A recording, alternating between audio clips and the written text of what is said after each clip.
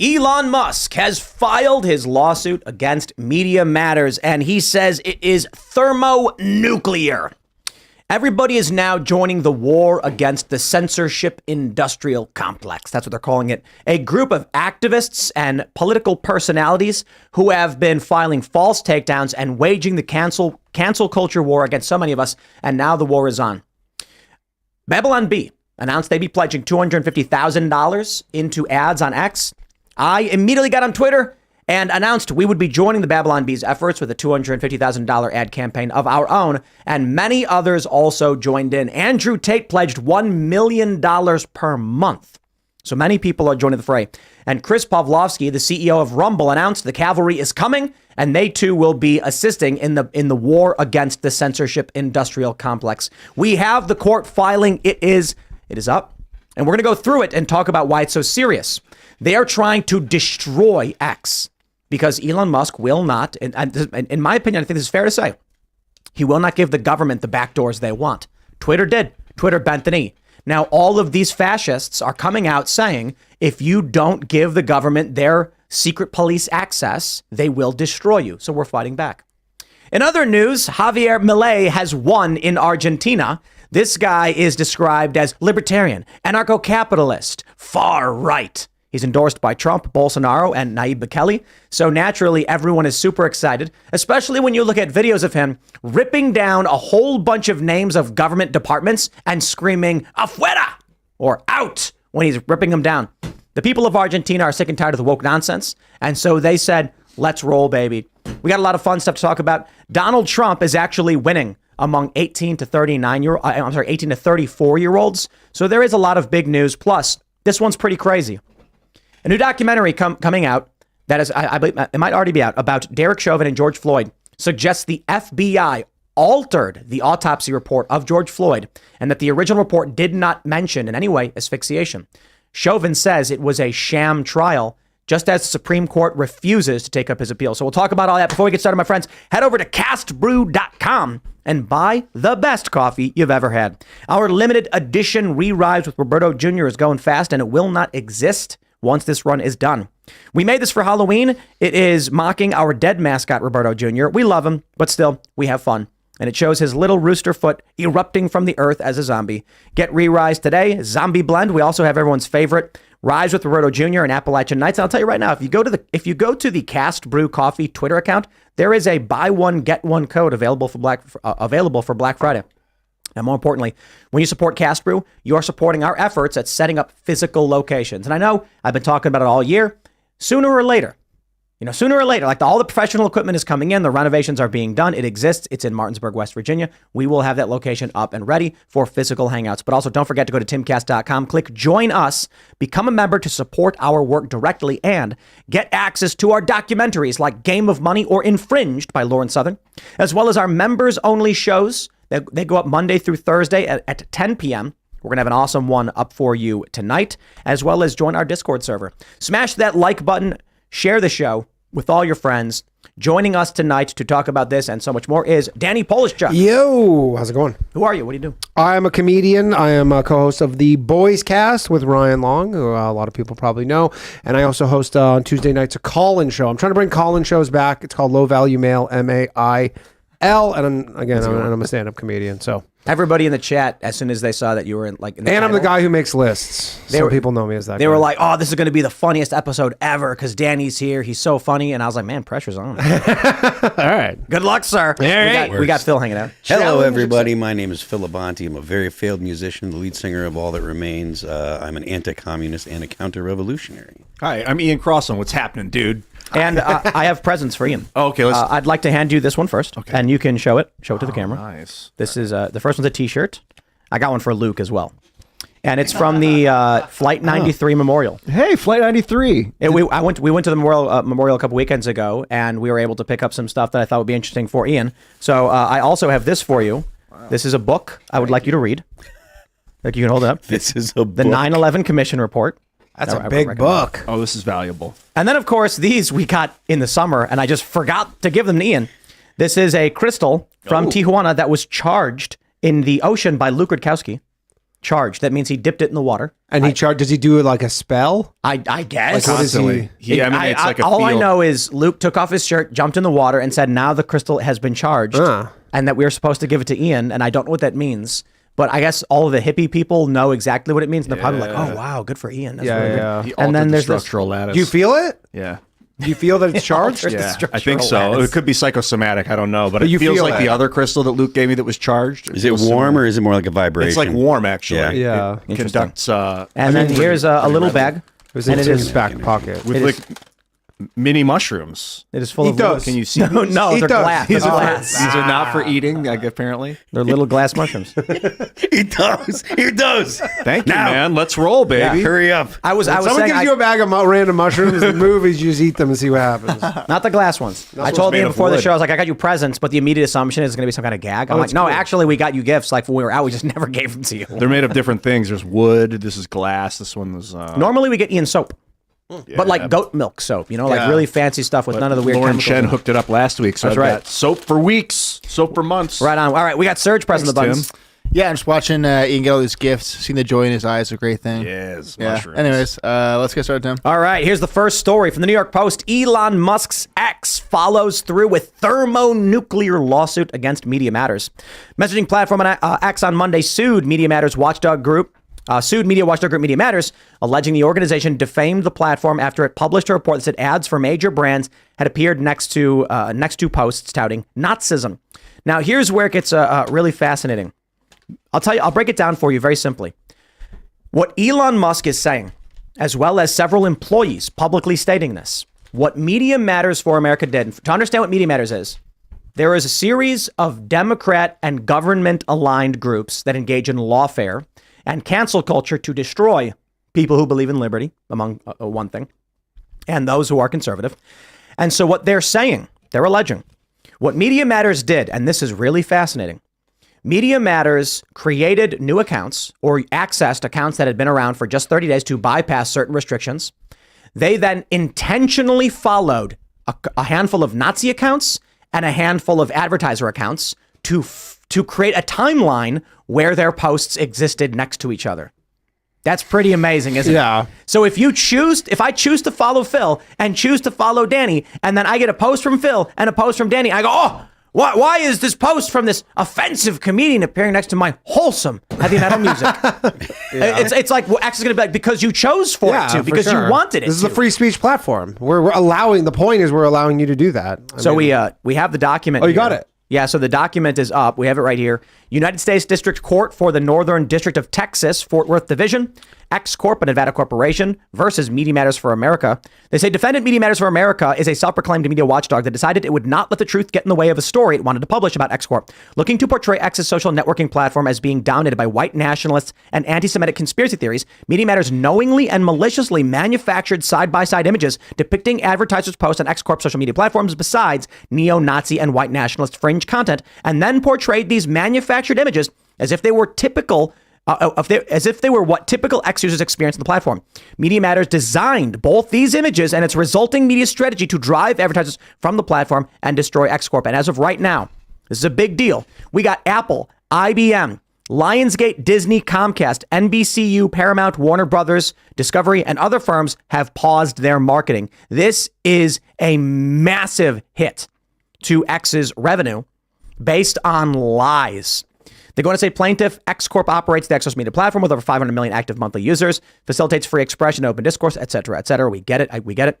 So now we're hearing, I think it's the AG out of Missouri is investigating fraud because it's both civil and criminal fraud at this point. And I got to be honest, I think any reasonable person who looks at what Media Matters does will conclude it's fraud. Yeah.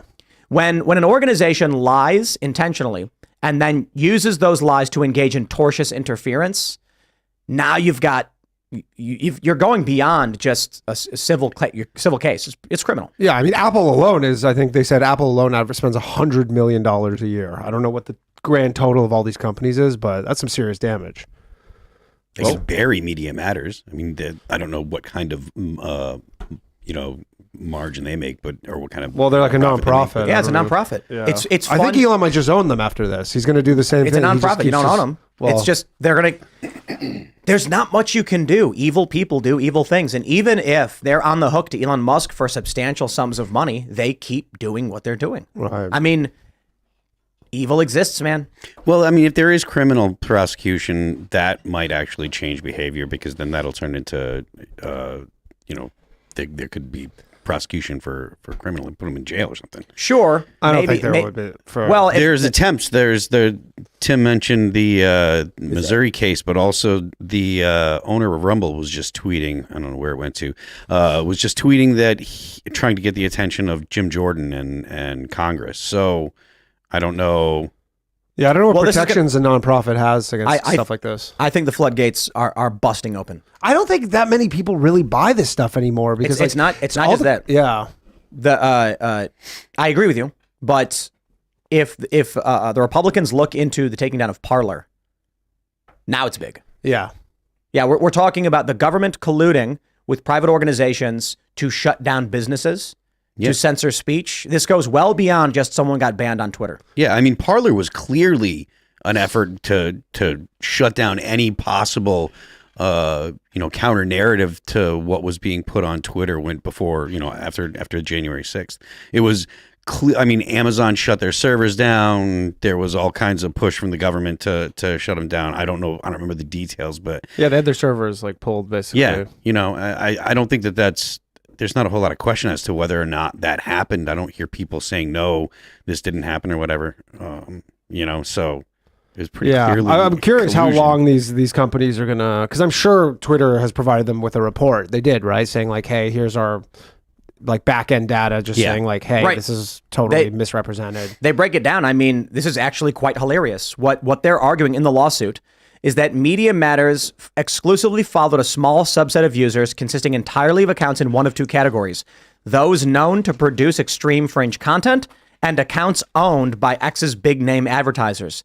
The end result was a feed precision designed by Media Matters for a single purpose: to produce side-by-side ad content placements that it could screenshot in an effort to alienate advertisers.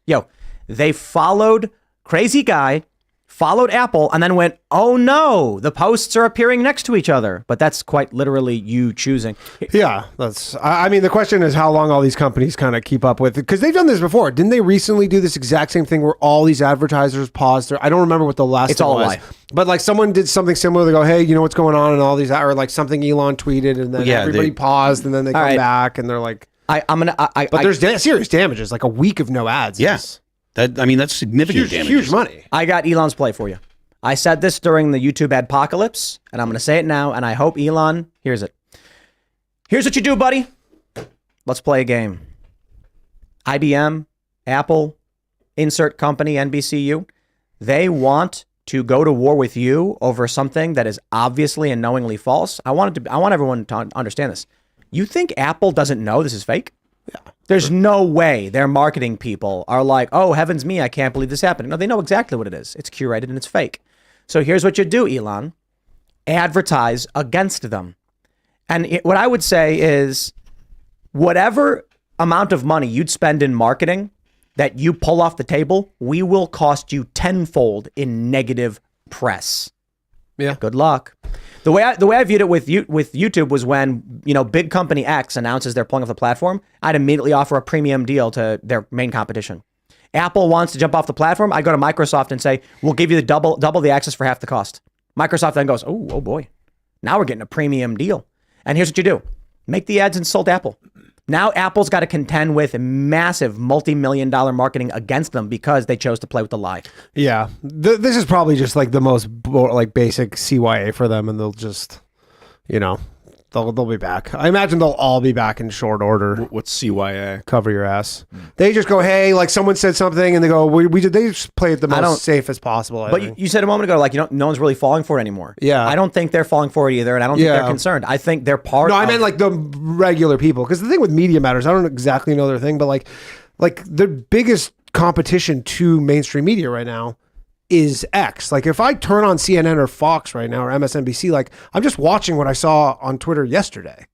Yeah, YouTube, YouTube and X. I would say YouTube's like the ultimate, although YouTube's kind of mainstream. Well, the thing with media. Twitter has the YouTube real citizen journalism, though, where like something happens and there's just a guy like there who's just even filming. YouTube is a day late because everyone that's talking about what's going on, if they're making videos, it takes at least a few hours to produce it unless you're doing like live stream stuff, and that stuff is done on X nowadays. People are, if you want to look for the most recent news, it's going to be on X. Always been that way. Right? I'm on the ground at Occupy Wall Street. The video's instantly up on Twitter. YouTube was like, it doesn't really work that way. Yeah, it's just a slightly different way that people ingest that content. There's production value. Like, I mean, even low, people that pride themselves on low production value or, looking like it's DIY and stuff. There's some production value, whether it be editing or stuff like that. So you can't get it up as fast as you can on YouTube. I mean, like if there's like a giant car accident, like car crash or something, it's just someone whips out their phone and they go, this is,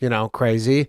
And then that's where you're going to see it first before anywhere. So and you're not going to get banned off X for uploading it. Whereas on YouTube, it's like, did you vet this? Yeah. You better, if you're going to say this is real by posting it, then you better vet this. Even if you did vet it, even if it is real, they'll still just kick you off or whatever. Maybe it depends. Certain things. Yeah. Yeah. So, but it's like it's not like the proving ground is kind of X. It's like the testing ground for data. Fake stuff goes up, real stuff goes up, and then we decide what's real, and then we put that on YouTube.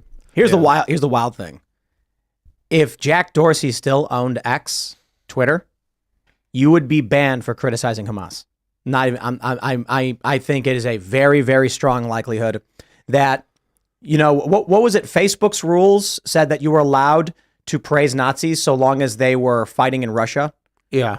Right. So it's like, I'm pretty sure that, I mean, the crazy thing right now is Michael Rappaport, if you saw on Instagram, if you go to follow him on Instagram right now, it gives you the warning that says this account posts like controversial things. No, they got not controversial. It's like fake and misleading. Oh, is it? they got him. on Rappaport. As soon as he said he'd vote for Trump, they got him. Isn't that crazy? Someone sent that to me. I go, I hilarious. couldn't believe it. I had to see for myself. And it literally says, if you go follow Michael Rappaport on We'll pull that up. We'll pull that up in a minute. I have it. I took a screenshot of him on my phone. And because I'm like, Rappaport, you think that guy's been Orange Man bad for... But he just came out and said he's considering voting for Trump. It says this. Are you sure you want to follow Michael Rappaport? This account has repeatedly posted false information that was reviewed by independent fact checkers or went against our community guidelines. This is why they need to destroy X. Yeah. Elon Musk shattered a large portion of their narrative control. That's what I'm saying. Yeah. So some argue, a lot people on the left argue that if Jack Dorsey owned the platform, you would not be able to criticize Israel. I think it's the other way around. I mean, I got kicked off Instagram recently on October 8th is when I started. But I think Donald Trump being the biggest issue for them. Michael Rappaport makes a video where he's like, "Big Dick Donald Trump, I'm going to vote for him. I'm considering it." And then it's like, and it's funny because he kind of sounds like a high-pitched version of Trump. Yeah. And now they're putting a flag on his account. That's crazy. That's so crazy because he's like been the most just like every allowable opinion, Orange Man bad, all that stuff. That's crazy. Forever. And then the moment he veers off of the acceptable kind of stuff, gone. Well, let's carry this on. We got this tweet from Chris Pavlovsky. He says, X is not alone. I can also confirm that Media Matters has purposely misrepresented Rumble. Their dishonesty warrants an immediate investigation at the highest levels. And he says, hint, Speaker Johnson and Jim Jordan, and I'll bring the receipts. Here's my statement. He says, Media Matters is threatened by Rumble's mission to protect a free and open internet. So the reaction is to deceive the public and scare advertisers. For example, on March 14th, Media Matters claimed that advertisements for Netflix, which were appearing on Rumble, had been placed on videos that violated our content policies. However, according to Google Analytics, the week before publication of that Media Matters article, there had been 0 page views of that video.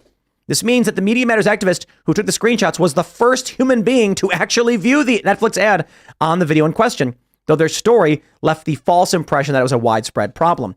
The same is true for most of the videos cited by Media Matters, all of which were removed from Rumble as soon as we were made aware of them. It's clear that Media Matters intends to mislead and deceive about advertisements on Rumble in order to hamper free speech and harm law-abiding employers who only want to advertise their product and services. It's tortious interference. There's no reason why you can't just say, Chris and Elon, they're trying to cost you money and damage your business. Take it to the monetary issue right here. Prove damages. Let Media Matters outright admit that they're doing this and then show it to a judge. Do we know who funds them? Well, probably George Soros. Yeah, that would be. I think that's actually easily confirmed. That was a big article that people were sharing. But it's a nonprofit that receives a bunch of donations. He says Media Matters doesn't do anything for free. So who is funding this outrageous targeting activity? Who is paying for them to target free speech? And why are they afraid of free expression online? Speaker Johnson and Rep. Jordan, that's time for Congress to ask hard questions. Elon Musk responds saying they have a long track record of evil deeds. An investigation is badly needed. I will tell you this right now. I will place a large sum of money, I mean this figuratively, a gentleman's bet, let's say that. Sure. That the U.S. government is working directly with Media Matters in some way. Yeah. U.S. What's probably happening is government actors and Media Matters employees probably are in regular communication to coordinate their efforts and target social media platforms with allies who work for these companies. We know this is a fact that the government did this. Now, Media Matters, yet to be seen, but the government did do this with Vijay Gadde, who had regular meetings with them and gave them a backdoor, and Facebook gave the government a backdoor. The U.S. government has gone rogue in this regard. I mean, we can say they've gone rogue in terms of war. When was the last time the U.S. declared war? They've gone rogue in basically every way you can imagine it. They don't take care of the border. They violate individuals' rights by spying on them. I don't believe that the NSA has stopped spying, even though they're supposed to have stopped collecting metadata. I don't believe they are. And the reason I don't believe they are is because if they want it, they let Google and all the companies, these big tech companies, they let them collect the data and then they just subpoena it. So their hands are clean. But if they want it, they know that these big tech companies are going to give it to them. So they're monitoring everything you do. Ring will monitor you with cameras at your house. There's cameras all over every major city. The number of individual liberties that are specifically protected by the Constitution is equal to the number of individual liberties that the federal government violates on a regular basis. But I want to throw this in there. From the Post-Millennial, Timcast, The Benny Show, joined Babylon Bee in pledging X ad buys to fight cancel culture. We're not the only ones. A large group of people are doing this. We are putting our money where our mouth is, but let me just make sure everyone understands. When I say that Timcast is going to spend $250,000 on X to support Elon and his mission, understand we're buying ads. I'm not just giving away free money. The other thing people should understand is I am not saying that right now I will write a check for $250,000 and hand it to X for ads. $250,000 ad buy, unless specified, it could be over a year. You know, someone could be talking about something like 10 grand or 20 grand per month. So I outlined this specifically in my tweet saying the goal is for in Q1 of 2024 to have spent $250,000 in ads in the first 3 months and ideally $100,000 per month for 3 months. So that's what our target is. That's what we're talking about doing. Many other people are joining in. It's not going to stem the bleed of the massive advertisers pulling off the platform, but I must say this. If we believe that we are correct, we must support the organizations that we know help us keep going. You must buy products from companies that share your values. If I'm going to buy ads in Times Square, screw that. It's X from now on. Why? Well, Times Square ads were fun. You know, we wanted to assert ourselves in the mainstream space. But if I actually want conversions, people who are going to sign up for timcast.com and become members, X is a better place to buy ads. So I will buy from X. Everybody else, if you're using Twitter, consider becoming a premium user of Twitter for $8 a month. Consider joining Benny's show at whatever membership levels he is offering. Consider joining the Babylon Bee. Consider joining timcast.com. I don't know Andrew Tate's deal, but he's offering $1 million and he's per going month. to advertise X on X. Right. Like he's not even advertising his. I don't know if that's like, I know he said that, but he's just going to promote Twitter on Twitter. But the reality is, or X. Look, if he uses his account to run an ad saying X is a great platform, you should use it, it's still promoting his account. Yeah. So it's like, exactly. Yeah. Like that's not really. That's what I'm saying. Like if I run a Cast Brew coffee ad, I'm not, you know, there are these leftists who are like, ha, these people are rushing to give the richest man in the world money. It's like, dude, we sell coffee, right?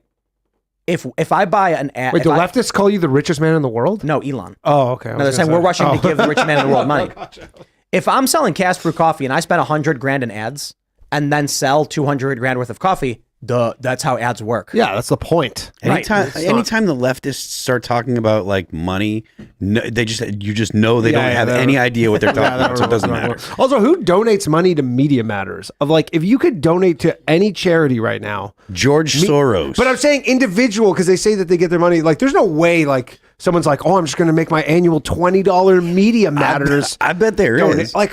This says that they don't disclose their donors. Well, here you go. There's a couple people who are just financing PhilanthropyNewsDigest.org says Media Matters receives $1 million from George Soros. There you go. From 2010. Right. Go. So I can't imagine he just 10 now then. I'm surprised that with inflation. Do charities not have to disclose their donors? Because that's charity. insidious. It's a 501c3, yeah. I don't think you're not an individual. Is it a C3? Oh, I thought it was. I was just looking. C3, yes. C4, no. Like, they have to an individual itemized list of every single person? Yeah, so pull up. So Google search this, Ian. Media Matters 990. Those, and you should be able to pull up easily because they're public. It's public record. If you want to be tax exempt, then your expenses have to be in the public record. Now, that doesn't mean you'll know exactly where their money came from. It'll show you how much money they make, how much money they have. It'll tell you the salaries of their top staff and employees and things like that. The 990 will? Yep. But they don't have to. People can donate. Because I think what's happening. I think it has to be public who donated. I'm pretty sure. Because 501c4s you don't have to disclose. And also, what else do they do other than like? I know they do. They just are like they're a conspiracy. Their whole thing is just truth in media. What do you like? What is their whole thing is making up lies? Yeah, but that's what am I saying? What is their stated objective as a charity? Just to police truth the right or something. I do think it's funny that like when they run an article that just quotes me, I'm like, okay, thank you. Like, yeah, I said that. But I'm like, do they track like all the dishonesty on like all like corporate media? No, just on the right. Yeah, they originally or like just people on Twitter. They formed as a counterweight to the Conservative Media Research Center, and it was like in 2004, and they were known. Well, they were known for their criticism of and what it's quote war on Fox News end quote. So yeah, they've always it was basically it is the it's a propaganda media research center, just hate and it's like Rupert Murdoch. If they don't have an enemy to go after, then they don't have a reason to exist. So they're like creating enemies to. They have the agenda that they have is just a progressive agenda. So it's like, you know, if Catholics are getting together and they're doing Catholic things, you can narrow down like the things that they're going to be doing because they're doing Catholic things, right? Like stuff that Catholics do, things that pertain to the religion. If you're a progressive think tank, then you can kind of narrow down where they're going to be spending the money and who they're going to be trying to slander and trying to harm their credibility and stuff because they're progressive. So, I mean, they're going to go after, obviously, you know, Timcast, and they're going to go after Daily Wire, and they're going to go after Ben Shapiro, and there must be, you know, they're going to go after Tucker Carlson. But anyone that doesn't have the narrative that comes for the progressive, you know, narrative in mind, they're going to go after him. Yeah, there must be so little work being done at this place. Like they just must be chilling all day trying to figure out what to do. I mean, I know that they have people that just scour the internet and watch like conservative shows and then make, you know, posts and say, look, this is why this person's bad. This is why this person, you shouldn't listen to him.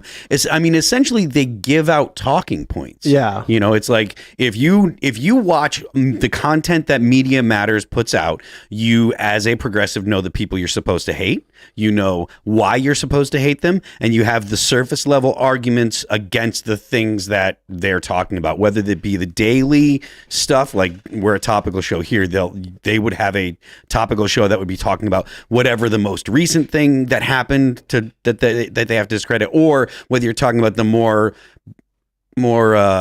philosophical stuff, like, okay, why is it that like you want to make sure that trans people are represented in women's sports, or trans women can play in women's sports? They'll have those kind of talking points, and essentially it gives people the arguments that they can take into public spaces like Twitter or school board meetings or whatever, and they have you'll know the argument that you're supposed to make, or that's going to be the most effective. It's just an information distribution network is what it boils down to. We got more big news though from the post-millennial.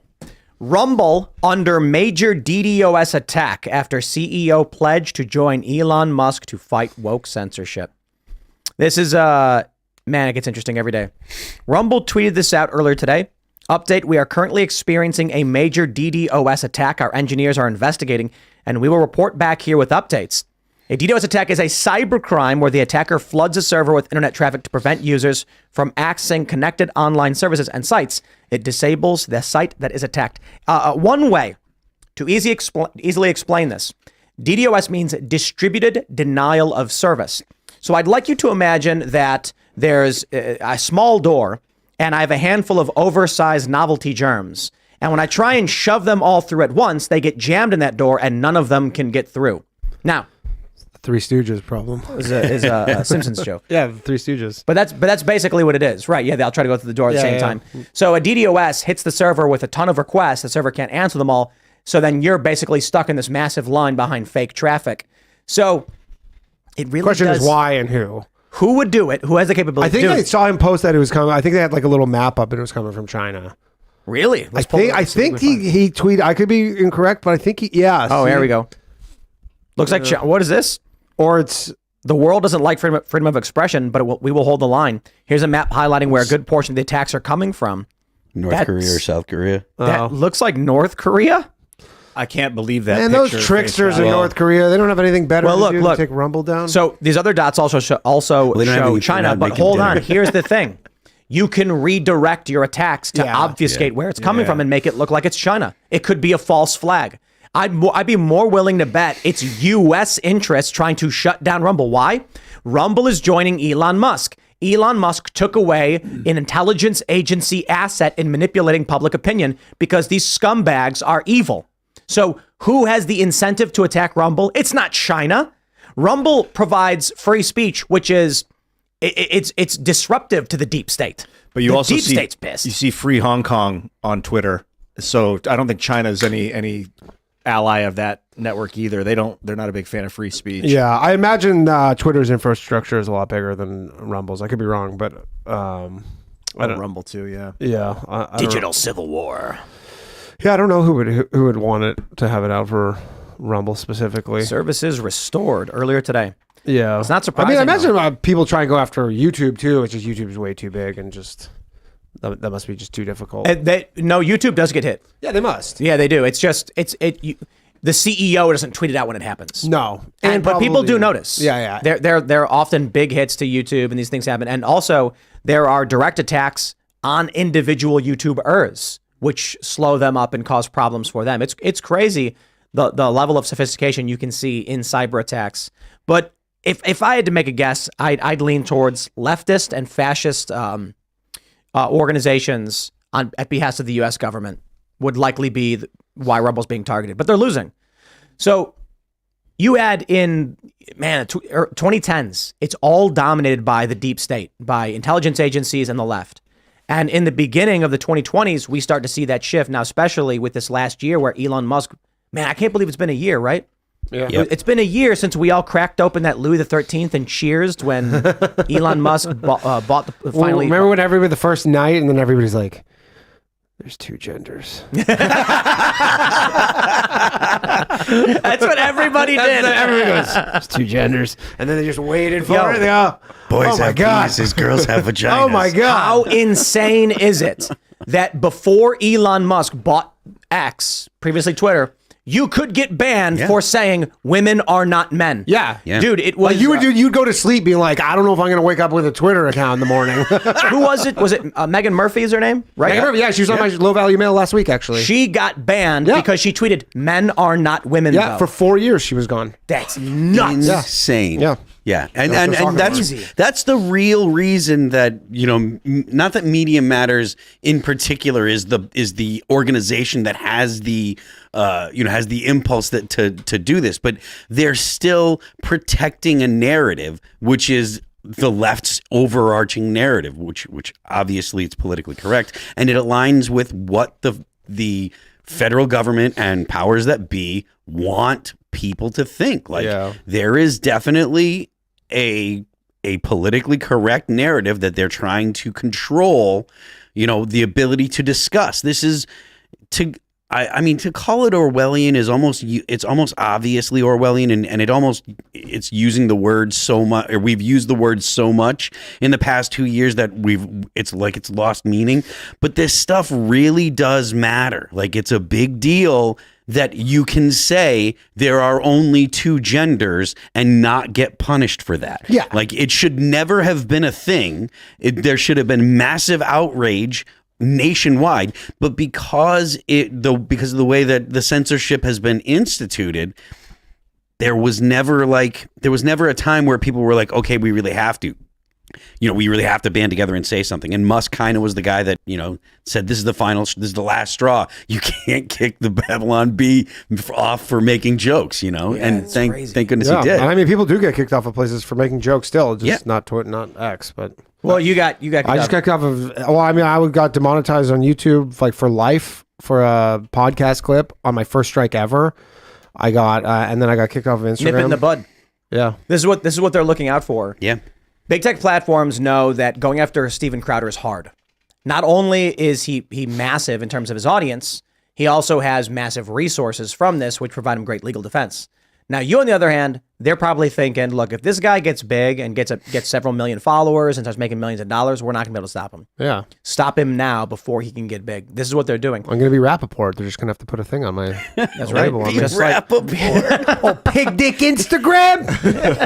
Slob dick. Slob dick. That's what he said, dude. But this is the game they're playing. And so when all these leftists are like, cancel culture is not real, blah, blah, blah, I'm like, most of the people who get banned are small accounts. Regular working class dude opens a Twitter account, has a couple hundred followers, tweets MAGA, they ban him. Yeah. Yep. And this guy has no one to tell. Zero recourse. Yeah, you have like all you can tell is his friend at work being like, crazy out here, I'm on my 8th Twitter account or whatever, and you just go, yeah.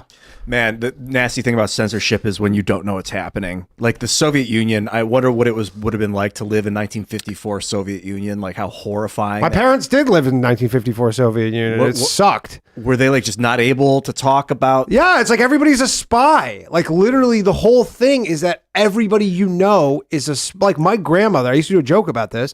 My grandmother, in probably right around 1954, because it was right after the war, she was living in like, I think Moscow or something, in some apartment building, and she got a knock on her door from her neighbor, this woman, and this woman's like, hey, have you seen my husband? Like, I haven't seen my husband in a few days. Have you seen him? And my grandmother's like, no, haven't seen him. Nobody hears from him for 3 years, okay? Until a letter arrives from the husband to the wife. And what happened is he explained, he goes, he was in the lobby of the building. And like you live in an apartment building, you're like, your neighbors, you make a small talk, and he goes to one of his neighbors and goes, hey, you want to like hear a joke? And the guy's like, oh, okay, whatever. And he tells him a joke, and it was an anti-government joke. And then the neighbor ratted him out, and he got 10 years in Siberia for literally just telling, like, just in passing, small talk, want to hear a joke. It's like Soviet gray Russia, like, let's lighten things up. And it's like the stories I've heard are worse than that. Yeah, but I'm saying that's 10 years of breaking stones. The story that I mentioned that I've told before is a friend of mine from Ukraine said, in this apartment, there's 2 apartments. They're next to each other. It's like an old communist-style Soviet bloc, and there were 2 families that lived there, and they did not like each other. So one day, one family said, "I got an idea." Called the police and said, "Oh, they're making anti-government statements." The next day, the whole apartment was empty. Yeah. Man, and it makes me think that guy in the lobby, when that guy went and told the joke to the guy who's hearing the joke could be thinking like, this could be a government agent testing me to see if I'm going to report him. Everybody spies, right? So you're like, it's real like game theory where that guy's like, well, if I don't report him, like I might be tested right now. So if I don't do it, then like you want to be the first person to act almost, right? And I guarantee that there are tons of people in corporate America that lived like that all the time in fear of using the wrong pronoun or saying the wrong thing or whatever. And it's not as dramatic as people go to the gulag, but they just lose their job because they go to HR and HR fires them, because they said something insensitive. Why do you and so you're constantly afraid. I can't make this comment. I can't say this. And if I don't call someone out, if I do hear something, someone could see or overhear us, and then I get implicated too. So it's that fear that keeps everybody in line. That's why it's so important for people to stand up and say, F you, I'm not doing it. I'm not doing that at all. We pretty much have kicked the bucket over, but I could see like a totalitarian social media system where if you're watching video, you're online browsing and you see something that should be reported and you don't report it, they're going to be like, they flag your account. That's not going to happen in the United States because we got ahead of the ball. But I could see that in China being like, it's like your front-facing camera turns on and you just get kicked. Like, why did you not report it? I'm not so confident that it wouldn't happen here. Like, it's not over here. This fight is not over. But we live in kind of a bubble. So we see the people that are fighting back, but I'm not so confident that that's something that's hit the broader country yet. And understand this, Danny. They're already turning your front-facing camera on and taking pictures. Oh, for sure. So a couple of years ago, there's a phone. I forgot what it's called, the McLaren phone or whatever. And the front-facing camera is mechanical. When you turn it on to take a picture, it goes and slides out. So my girlfriend, I'm like, hey, I'm going to get a Galaxy. You can use my phone instead. And then she's browsing a website when all of a sudden the camera comes up and then goes right down. Really? What that means is on a regular day-to-day basis, your front-facing camera is probably taking pictures of you. Oh, for sure. So everybody out there, I know what you're doing on those websites. They're probably taking pictures of you. No joke. Oh, those are not flattering photos. Those facial expressions. Not flattering photos. I mean, and who knows? Clip that picture. Yeah. But with the cancel culture stuff, like, I mean, like, this is, more my industry, but like, there's no comedy shows or movies anymore. Like, when was the last, like, can you name a comedy TV show right now? New York City right now has the biggest promotion, every bus and every taxi cab right now for Big Bang Theory, a TV show that's not even on anymore. And was never funny to begin with. Regardless of what you even think about that, it's not on right now. Why are they promoting it like it's like the new hit show of like, I guess maybe The Strike or what, but like it's huge promotion, but like there's no comedy shows anymore. Is it because people aren't taking risks? Yes, because like you can't take, like nobody wants to take risks because of like basically the essentially like climate.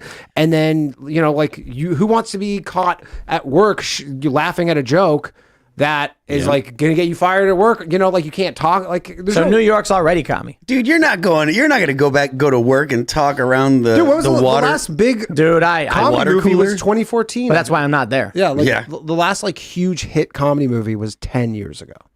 What was it? I think it was Ted 2. Oh my gosh. And that like where it made like really like in the top, like I think it's in the top 50 or something like that. Like there has not been a blockbuster comedy movie in a full of jokes that'll put you in jail now. Yeah. I'd say TV show wise, Rick and Morty would not get super offensive, but they got rid of Justin Roiland. Well, exactly. I mean, I'll say It's Always Sunny in Philadelphia. South Park. Yeah, they but I'm own saying that new show. ones. Like any sort of like the only things that are still exist are these holdovers from literally like why don't we make a show 15 years ago, like a modern version of Seinfeld called Polishchuk? Mm-hmm. Sure. I don't know if that's the best title, but but it might actually be. I don't know. Yeah, maybe it's so bad that it's good. But sure, it's just the problem is like in terms of distribution, you can get on YouTube, but then they go, hey, we just gave you a strike. Rumble it is. Yeah, on Rumble, and then we're not far away from being able to do that for sure. Are your comedy shows like somber? Do people get lit up and laugh? No. Stand up is untouched. Like stand up is obviously like if you go watch stand up on like Comedy Central or something, you like if you go look at like I do live streams on YouTube for my shows. And sometimes when I'm doing a live stream, like Comedy Central, their YouTube page, like this is how bad it's gotten for them and how badly they destroyed their brand, where they have 11.6 million subscribers on YouTube, and they'll do these stand-up live streams and there'll be 300 people watching. Because there's just like nobody, like the YouTube algorithm stopped showing their thing to anybody that subscribed to them because people rejected it for so long that they're just like all because they're doing woke stuff. They just at some point everybody signed up for Comedy Central because they like Bill Burr and Dave Chappelle and all that, Kevin Hart, all that stuff. And then basically right around Trump, which is like a lot of stuff, they were, all the diversity stuff. And they go, hey, this needs to be more representative. And you go, you can't just because someone is a certain category, like doesn't make them good at comedy.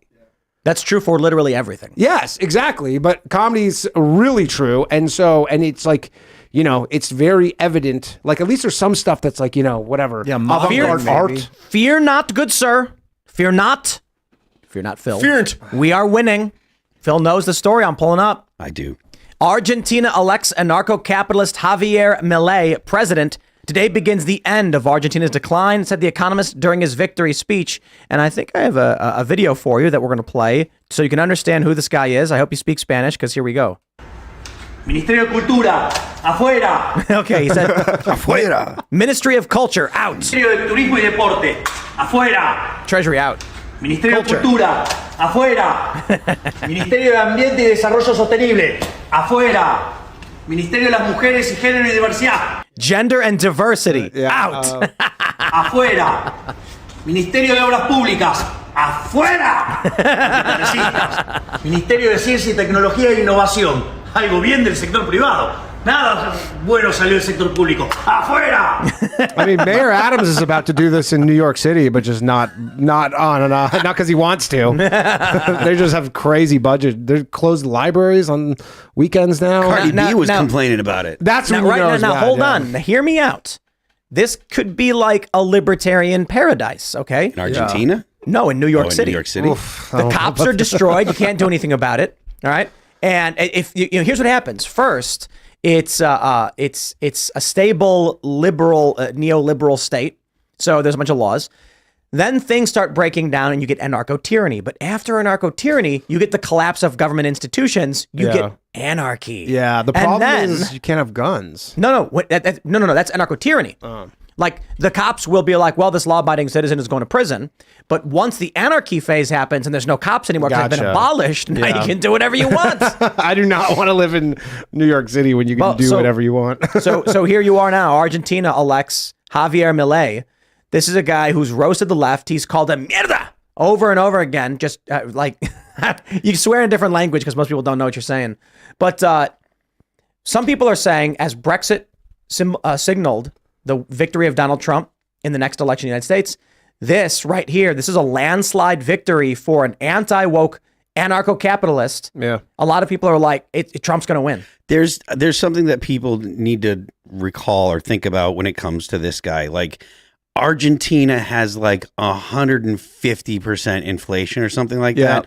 So The prices have tripled since 2020. yeah, comparing Argentina, I think that's what I saw. Is there? No, but I mean, like, yeah. What do you think's going on with the average person? it's not 150%. We're talking about like the I mean, when I average moved to person New York City, feels it was like dollar sliced pizza, and now it's $1.50 pizza. you're Is it feeling like really? one There's or no two- dollar sliced pizza in New York City. And No, also, it's this has been going on in Argentina for multiple years too. Like, and it was going on long before. Like our inflation kicked in the past, 2 years. It's been going on and the only reason I'm saying this is because libertarian ideas, as much as I like them, the average person is not at the point where they're like, screw the whole government yet. Yeah. So But the American this is a good- population. but look, though. And again, you're talking to a guy that loves the idea of cutting the government Donald as much Trump- as possible. I'm just trying to temper Donald Trump expectations. is winning among 18 to 34-year-olds. I mean, he's So- not so- badly losing in New York right now, which I know. is crazy because he should be New getting York- smoked normally. New York is D plus 27, and Biden's winning by 10. Yeah. That's insane. Insane, yeah. Insane. And the poll oversampled 2-1 Democrats. 100 Meaning it should be way higher. Yeah, it should be way higher. I 100% like everything you're saying.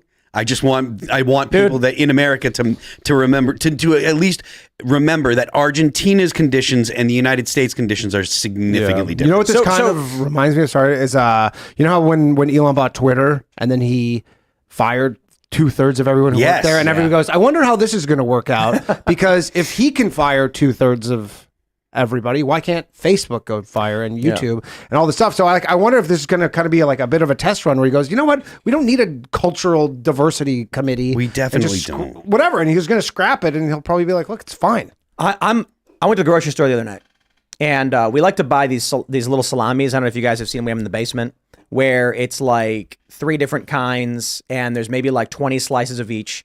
It was $12 for a pack. Yeah. Dude, a year or so ago, it was like $7.50. Oh yeah. And so when we were ringing them up, my girlfriend's like, "This is $12," and I'm like, "Whoa, oh yeah. that's crazy, dude." Now I look, mean, yeah, I go out to eat in New York, and a lot of times, like you'll go on Google Maps or whatever, and then they'll have the menu on there, and a lot of times the menu that they'll have in Google Maps will be like 2 years old, and then you go in there and you see the difference from 2 years ago, and you go, wow, like literally, and it's never going back, dude. Like No, a taco at Taco Bell is like what is it, like $3 an hour or something? Yeah. No, like a gordita crunch or whatever is like $3.50. Yeah. What was it? A McDouble is $3. Used More to be in New York. $1. In a couple of years, you'll have the $5 menu for the stuff that used to be the dollar menu. But the key thing is, it's like certain, like for commodities are competitive, and they will probably, but like for prices at a restaurant and stuff, like they're not. It's the grocery. It's not going back. Like eggs can maybe come down or whatever, but like for restaurants, they don't lower prices. I'll tell you this: I went to the grocery store and I like me some heavy whipping cream in my coffee. Yeah, they didn't have it. And consistently now over the past year, the grocery store has not been carrying heavy cream. And when they do, we grab some and then it's gone for a few months. So we have to go to other places. We have to go to local farms or one of the specialty organic shops to get like the organic farm cream. But a couple of our local grocery stores typically don't carry it all that often. Now I'll tell you my theory. I'll tell you my theory. Yeah. I'm wondering if the profit margin for derivative products is higher than for the pure product. Meaning, if the company says we can sell a pint or whatever little carton, a pint of heavy cream, and we'll make $1 per carton or whatever. If we take that same amount of cream and sell it to people who are going to make whipped cream or butter, we might make $2 per pint because of the derivatives. I'm wondering if that's why the production has gone down and the stores aren't carrying it as much. Very possibly. I mean, shrinkflation is also crazy right now. Truth Social filed a defamation lawsuit against 20 media companies. This is breaking in the past 10 minutes. 10 minutes ago. 10 minutes ago, disclosed. Please don't be Timcast. Please don't be Timcast. Please don't be Timcast. We'll pull that up in the next one. We'll wrap this one up and then we'll pull that one up in a second. So yeah, Javier is. I mean, it's in my opinion, it's great. I love the idea of giving anarcho-capitalists or you don't live there. Let's just let it ride, man. I mean, the thing is, I think that they're going to work. At least in the short term, because the conditions that they've set up in the past in Argentina, everything is so, all the money that they have is going straight to government and government industry. Probably debt servicing is costs are like, I'm sure they're gonna they've gone like, I think they've had like 3 times they've had to restructure their debt. So they'll have to do it again because they have to get dollars to peg their. By the way, the fact that the United States did not service their debt like 2 years ago or whatever at a lower is insane. I don't even want to talk about it because there's nothing that can be done. And when interest rates were zero, and they're like, people were like, why don't you refinance? And that was also when Trump was like, hey, we should refill the strategic petroleum thing when gas was like, and everybody was like, well, the fact that you're suggesting it means we shouldn't. So So I mean, that is a frustrating turn of events that when things were cheap and good, and it seemed like, obviously in hindsight, it seems so obvious. You go, interest rates couldn't be lower, possibly. I guess the problem was Trump at one moment tried to be like, maybe we should take these bad boys negative. I don't know. I can't speak to that. I don't know at all. So this Malay guy, I thought at first he made me nervous because he was screaming about. And he was angry and screaming. I'm like, oh, that sounds like Hitler. But then I gave him a chance. I was like, let's hear this. You know where Hitler lives right now? Is he in Belgium? No, he's in Argentina. Was in Argentina? He was. Bariloche. But then I started watching him, and I really, really like his personality, Malay's personality. And also, I didn't know, but he wants to take Argentina off the peso and put them on the U.S. dollar. Well, they're going to peg the peso to the dollar. I imagine the CIA is behind this guy now, and that's probably why he won. I don't know, man. CIA was likely behind Lula in Brazil, and that didn't work out great. I don't think the CIA would be behind a guy like this. I think the CIA would be opposed to a guy like this because nowadays, too. The federal government and the narrative that is pushed is not a right-wing small government narrative. It's definitely a big government. I thought the powers that be, the authoritarian powers that be, would not want him in power because he's a populist libertarian. But then the people are like, well, but the liberal economic order needs all the help it can get. So if Argentina wants to join as a partner by taking the U.S. dollar on, then maybe it's worth it. Because this whole crypto economy thing is very it's promising. It's better than just sucking it in and being like, well, in 10 years, my car is going to cost $350,000. Oh, well, Yeah. that's not sustainable. So like, And it just can't get much worse for them. Like they're just obviously at a point where enough people are like, you know what? This guy cannot screw it up worse than it already has been screwed up. All right. I know, ladies and gentlemen, we got so much news here. We got breaking news. We've got Truth Social filing a defamation case. It's massive. It's breaking. We're going to get to that in a second because we have more breaking news right now. This is tweeted from Elon Musk. He says fraud has both civil and criminal penalties. Ken Paxton, Attorney General, has of the great state of Texas, has announced an investigation into media matters for potential fraud, saying the Office of the Attorney General is opening an investigation into media matters for potential fraudulent activity. Under the Texas Bureau Organizations Code and Deceptive Trade Practices Act, the OAG will vigorously enforce against nonprofits who commit fraudulent acts in or affecting the state of Texas. Attorney General Paxton was extremely troubled by the allegations that Media Matters, a radical anti-free speech organization, fraudulently manipulated data on X, formerly known as Twitter.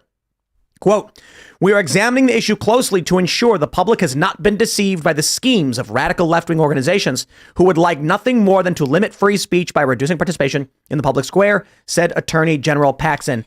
Ladies and gentlemen, come on. There we go. Tell me you are you are black-pilled, okay? We are looking at a major turn. Ken Paxton, of course, I'm not surprised to see him doing this. This dude means business. If Missouri follows suit, because they announced first they were looking into it, Paxton probably saw that and was like, hey, man, we're on board. Announces this.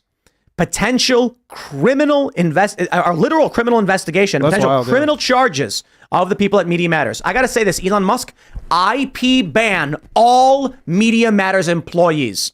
No question. If you want to argue free speech, I'll argue free speech. If you want to argue they disliked things that were said, argue things, they disliked things. But if you are saying you have proof they manipulated the platform for fraudulent activities, you are the judge and the jury here. So I think it's fair to say, if you are using a platform to engage in fraud, criminal and civil tort violations, then you should be banned. Martin Shkreli replied to that tweet by Elon Musk, and he just goes, "Can confirm." I'm friends with him. He's a man. Fraud has consequences. He seems great. Oh, he's the man. Hilarious. Martin is the man. He's so funny at least on X. I know a lot of people hate him. I think he's hilarious. I think he's great. He's the man. What's if this Media Matters gets found guilty, liable for fraud and everything, then what would they have to pay out damages? Criminal. Is like that's criminal. It's I don't going know who to it's going to be the people. So what's going to happen is with a fraud investigation for a charity, they're not going to go Media Matters committed fraud. They're going to say John Smith, whoever's the head fake of it. name, John Doe or Jane Doe, said these things fraudulently in an effort to engage in these behaviors. So they'll take out the employees that committed fraud, will get their criminal filings, and then the company itself, is it going to take a civil hit because it's got 11 million in assets in 21? Well, Well, I think this might be the end. Yeah, but like, what stops just some new operation from just kind of? Yeah, I mean, all they do the is same just thing. like follow 30 Twitter accounts. It's And here's the issue with going up against government. Texas has effectively unlimited funds. Yeah. You're 11 million in assets, bro. That's not enough to maintain a couple car dealerships. That was in 2021. Was Right. what they had on hand was 11 million. And so what I imagine happening now is facing a massive lawsuit from Elon Musk and an investigation from Ken Paxton. They're going to get buried in legal paperwork. They're not going to be able to afford the lawyers. They deserve it. They've really screwed the pooch on this. They went too far. If they actually doctored up images to get well, they just misread. Yeah, advertisers to leave the company, that is the issue is trash. they didn't have to do it before, but they're desperate. What is happening now with the narrative machine, the neoliberal, neoconservative uniparty is they are so desperate because they're losing every day. They have to engage in more and more extreme activities. It used to be that they could make a phone call to one of their cult members at Twitter and they'd say, okay, we understand, we'll do as we're told. The FBI. Right, the FBI calls up and says, we just think this shouldn't be there if you get our drift. Like, you got it, boss. Yeah. Now they're calling Elon and he's like, well, actually, I'm the richest man in the world, so I got more fuck you money than you can imagine. Have a nice day. And now they're like, what do we do? There's nothing we have. Elon's done nothing wrong, so they must now fabricate it, and that's risky, and it's a losing strategy, and they're going to lose because of it. And the funny thing is they've been doing this stuff for so long that probably it never crossed anybody's mind that this was a bad idea. Yep. Like, they've been just getting away with this forever, Yep. and nobody probably said, "Hey, this isn't maybe the best idea to do this. Yeah, it was incrementally getting worse. Well, they just probably have never had, and they've probably done this to tons of companies. Right. And just kept getting, they go, yeah, look how many companies we shut down. Like this works. A lot of companies probably just say, we'll do what you tell us. Yeah. Media Matters says, hey, you said a naughty word. And they go, okay, fine, we'll take it down because it's easier than dealing with a lawsuit. Yeah. Now they just ripped away probably, like $500 million in ad revenue potentially.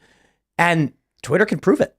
The funny thing is these companies don't get it. They're going to be on the hook for 500 million plus. Oh, they'll go bankrupt. They'll cease to exist overnight. Yeah. Now, fair point. They will start another one and try and reopen another one, but precedent is being set. If Republican AGs are now willing to go after for criminal charges, they will not be able to spit up another company. The basic strategy of, hey, Elon's racist didn't work. Yeah. It didn't work anymore. It used to work. It used to be, hey, Elon's racist. And then the CEO would be like, no, I'm not. Advertiser would threaten a boycott. They'd say, oh, mea culpa, I'm so sorry. And then everyone would say, okay, now that you've pledged to the cult, you're free to go. But that's not working anymore. Elon buys Twitter and laughs in their faces. So what do? Now they have to take it to an extreme, doctoring a circumstance in order to try and get advertisers to pull out. And now it's easily provable. Discovery is going to be a bitch. Yeah. This will be interesting to see if there's actual criminal charges that It's beyond that. Discovery may lead to government exposure. Yeah. I'm willing to bet you will find communications between Media Matters and people in government. No question. Oof. Well, I'd love to see who funds them. They're paying out $6 million in wages in 2021. And I bet it's like one guy getting $1 million. Oh, yeah. 1.6 million to the executives and then another 6 million to other salaries. You can look up the salaries explicitly. Like you can look up the names and how much money they get I'm more paid. interested in what kind of what do they produce? If you even ask them, what have you done? It's the we call out right-wing misinformation. What do you do here? They have a mission statement on the so they're community notes, basically. They've been just replaced by community notes, essentially. That's what you do is you just start community notes? Yeah, but look, community notes is real, though it can be manipulated. Media Matters just makes things up. Yeah. No, it's a 501c3 progressive research and information center dedicated to comprehensively monitoring, analyzing, and correcting conservative misinformation in the U.S. media. So it's literally a propaganda outfit, looking to do what it can to harm people that have different opinions. Digital snitching. Yeah, I mean, but it's beyond that now because they went out of their way to fake evidence. It's I fabricating. think you can call that fabrication of evidence. Yeah, it's fraud. That's fraud. It's man. Tortious interference is crazy enough, right? Like if Phil and Danny had a contract, and then I went to Phil and said, cancel that contract with Danny or else, that's tortious interference. Yeah. They're doing that, but they're also fabricating evidence in order to get away with it. That's crazy. With one of the most high-profile according people to the on lawsuit. Earth. Put some people on blast that work for the company. This is in 2021. Angela Caruson, is that how you pronounce your president and CEO? Isn't that guy like an anti-Semite? Made $500,000 that year. I don't know. But he has like a history of posting a bunch of racist stuff, doesn't he? I mean, if you go back far enough in most people's Twitter and stuff don't like look at that, mine. You get some interesting stuff. Yeah. You don't want to see the conversations I had at Danny Taco does Bell not when like I was 14. I don't know any of these people. David Brock, is that the guy that founded Media Matters in 2004? He's still the chairman of the company, made $300,000. Yeah. 2000. For what? Yeah, exactly. Like, hey, for you being guys, the chairman. You guys find any misinformation today? No? I'll be around twice a year for a 1 hour call. Keep looking, guys. $300,000. There's lots of misinformation out there. Look, you got to go watch all the right wing media, and then it's like some job for someone who's just literally just watches Ben Shapiro all day. Is that misinformation? That's what they do. Literally. Yes, literally. And then they get on the internet and they're like a dickhead about it. Yeah. What's your they job? have really formal reports and stuff like. What's your job? I watch Ben Shapiro and I'm an asshole about it. What more can you expect? Yeah. Well, I don't know how you guys could be blackpilled. I mean, I think we're winning. I think the important thing to understand is this. On the battlefield, when you see the enemy break ranks, you don't say, okay, we're done. You say, charge. Yeah. Now more than ever. And you know what I want to say? It was a few weeks ago I said this. And now what I think we're actually seeing is the storming of the battlefield. All of these lawsuits, these people pushing back the pledges to sponsor, to buy ads on X. This is everyone basically saying, we're winning, full speed ahead. And you know, what feels like the cavalry going in to finish the rout is the government picking up the lawsuit. So- the Texas state government, and who was it? Missouri state government? Is that who said? Missouri AG said he was looking into it, and and the AG of Texas announced an investigation. That's the cavalry coming in. Oh, that's So- the riders of Rohan, dude. We're looking up the hill, and that light's shining down. I'm not sure The how. Battle of Helm's Deep will be won. I'm not sure how accurate this is, but someone is tweeting that the judge that will be hearing the Elon Musk bombshell lawsuit against Media Matters was appointed by Donald Trump.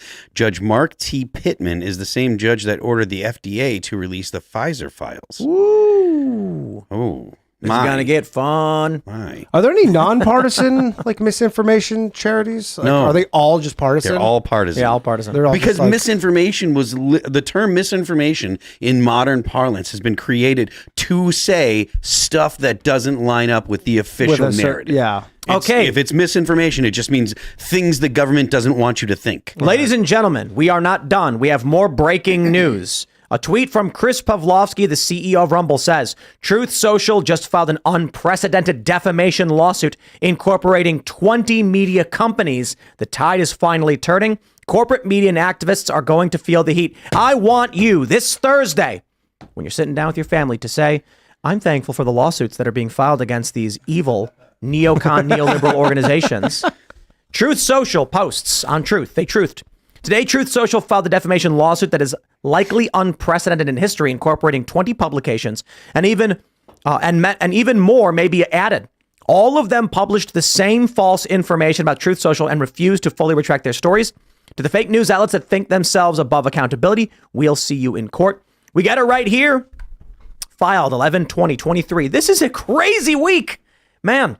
In the Circuit Court of the 12th Judicial Court in and for Sarasota County, Florida Civil Division, Trump Media and Technology versus, here we go, Guardian News and Media LLC, Hollywood Reporter, the McClatchy Company. We have the Miami Herald, Alex Mena, Reuters News, Rolling Stone, Nexstar Media, The Hill, Deadline Hollywood, Accretive Capital LLC, Benzinga, MarketWatch.com, Forbes Media, Axios, The Daily Beast Company, GO Media, doing business as Gizmodo, Salon.com, New York Daily News, Newsweek, MSNBC, Cable LLC. Oh, I'm sorry, MSNBC Cable LLC, Mediaite, DMG Media, Daily Mail, and CNBC. Wow. Wow. So they say this number, wow, this is crazy. I heard this news. This case is about an unprecedented and seemingly coordinated media campaign by no less than 20 major outlets to attack Trump media. They say by falsely reporting that TMTG had lost $73 million. Remember we heard this a few days ago? Oh no, not Look, I got to tell you, there's a lot of people who will be like, oh, why is, Timcast is talking about the story, but that story came out earlier in the day or came out yesterday. The reason is we fact check and verify things. This story came out. I read it and said, I'm not going anywhere near this story. Yeah. And turns out, once again, it was fake news. They say this number was an utter fabrication. Each defendant, in apparent coordination, reported the exact same false number within approximately 24 hours of one another, each citing to a Public Securities and Exchange Commission filing in which the mystery $73 million loss appears nowhere. Okay. Who started? Do you know who originated this? The fake news? No, who originated? Because it seems like it's one of those things. Because there's no real like journalism. A lot of these like sites or whatever is probably just one person started it. No. And then Rolling Stone's like, okay. But they're saying they all cited an SEC filing. Oh, so this is so. But no. But you're right. Someone but nobody probably checked on the actual And SEC so filing. here's the big deal.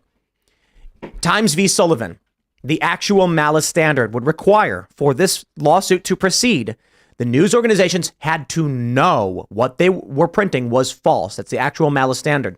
Now, these companies are in a serious steaming pile of donkey-ish, if you know what I mean. They are going to have to argue when they cited the SEC document, they were unaware the number did not appear in it. Yeah. Admitting in court, we did not actually read anything we wrote. They're going to have to admit what everybody already knows, which is that they're not really journalists. They just are content creators, essentially. That they don't fact check. Yeah, they're just like, yeah, we don't. That's hilarious. I mean, I just saw it and I rewrote it. I don't know. I assumed it was true. I don't know. Yeah. Look, man. I mean, that's crazy. Let me give you an example. I hope they lose. There's this story about this kid in, I think it was Vegas, who got stomped to death by a bunch of kids. Yeah. And so one guy tweets, 15 black kids beat a white kid to death, and it's not being covered because of race, blah, blah, blah, and everyone picks it up. And so I watched the video, and sure enough, there's 6 kids, not 15. 2 of them are not black. 4 maybe, or maybe 3, we're not sure. And there's a lot more to the story than just this. People don't care about what they just keep retweeting the same thing over and over again. I stopped and I said, I'm not going to go anywhere near this. I mean, this is clearly not true. And I got to the point where so many people had published the fake news. I made a segment where I was just like, dude, this is fake news. Yeah. So yeah, he should not have been beaten to death. But this is the problem with the corporate press.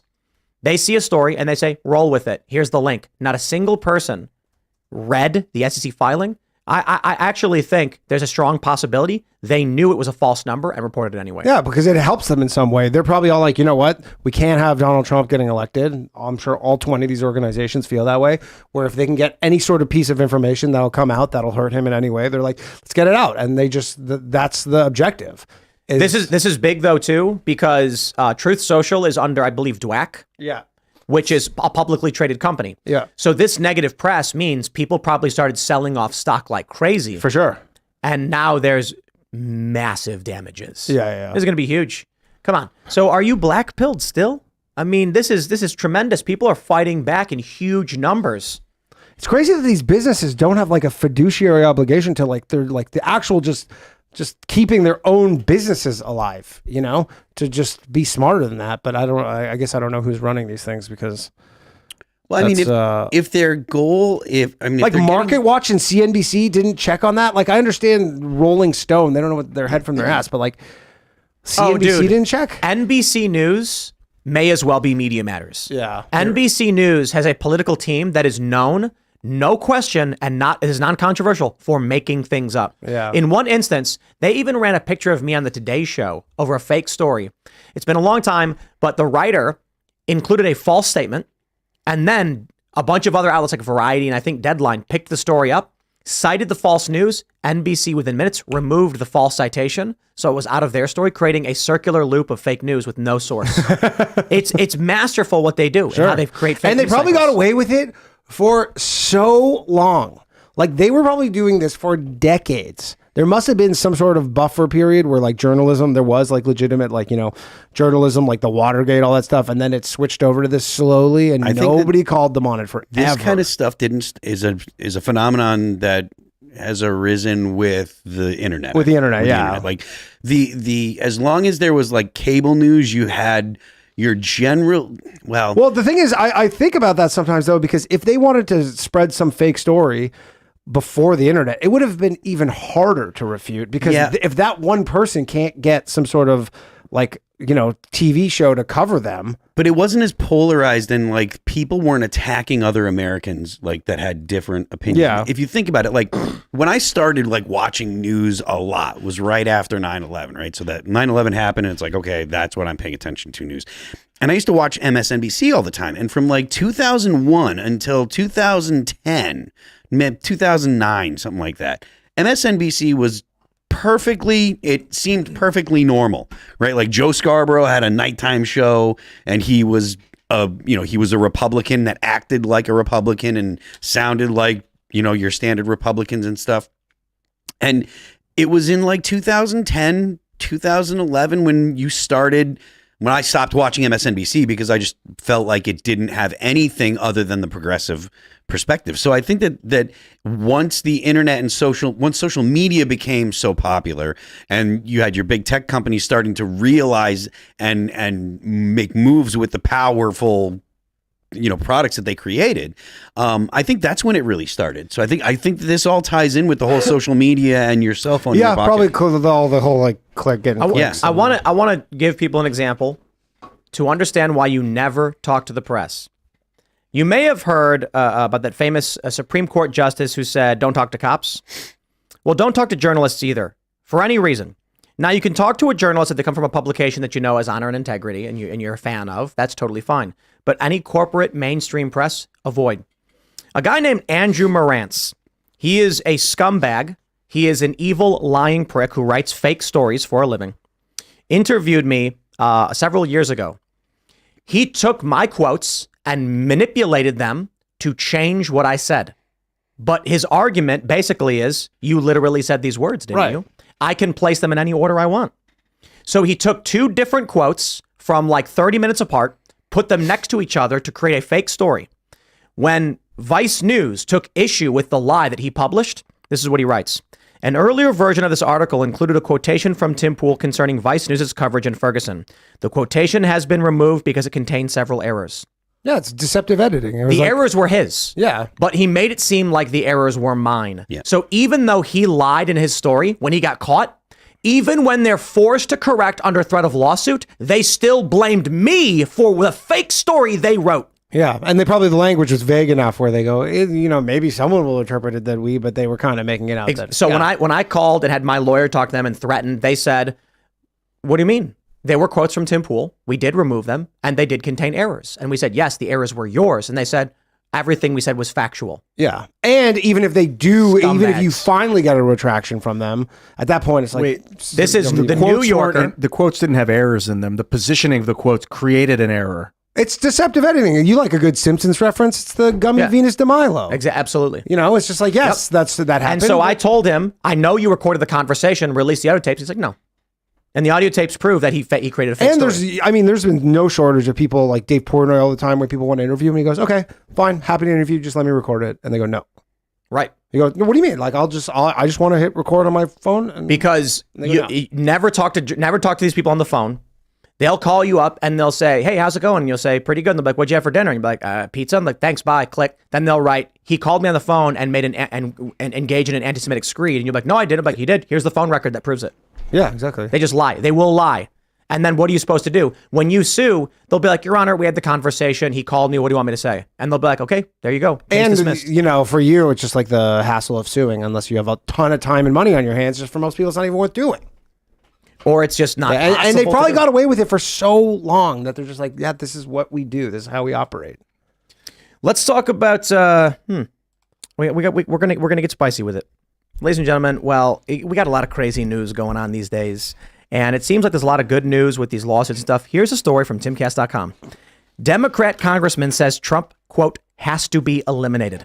He's not only unfit, he is destructive to our democracy. It's not a joke. It is a literal quote.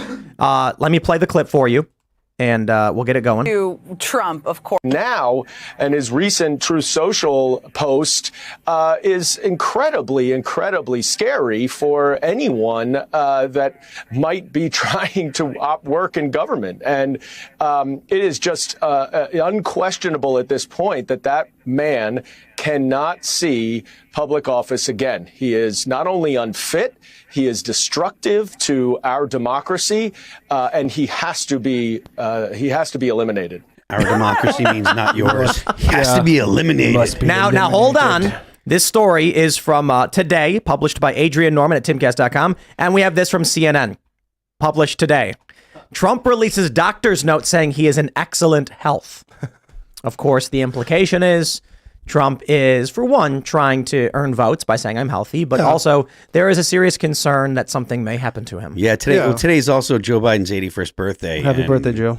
He Greatest blew it American in the what was it, the pardoning of the turkey today or something like that. So, What, did he kill him? No, he just He was so out of it, he just snapped the turkey's neck. just got confused. I wasn't supposed to do that, man. He was confused between Taylor Swift, Britney Spears, and Rihanna. I think. Oh, okay. Yeah. I think, yeah. What were they thinking putting a guy who's suffering dementia in front of a prompter? Well, they're not admitting it, though. They're like, what are you supposed to do? But I'm saying, like, you give a teleprompter with words he doesn't recognize and names he doesn't know, and he's like, Taylor Spears, Britneyana? I don't know what you're talking about here. I mean, it's honestly kind of sad at this point because we would never treat any 81-year-old this way if they weren't the president.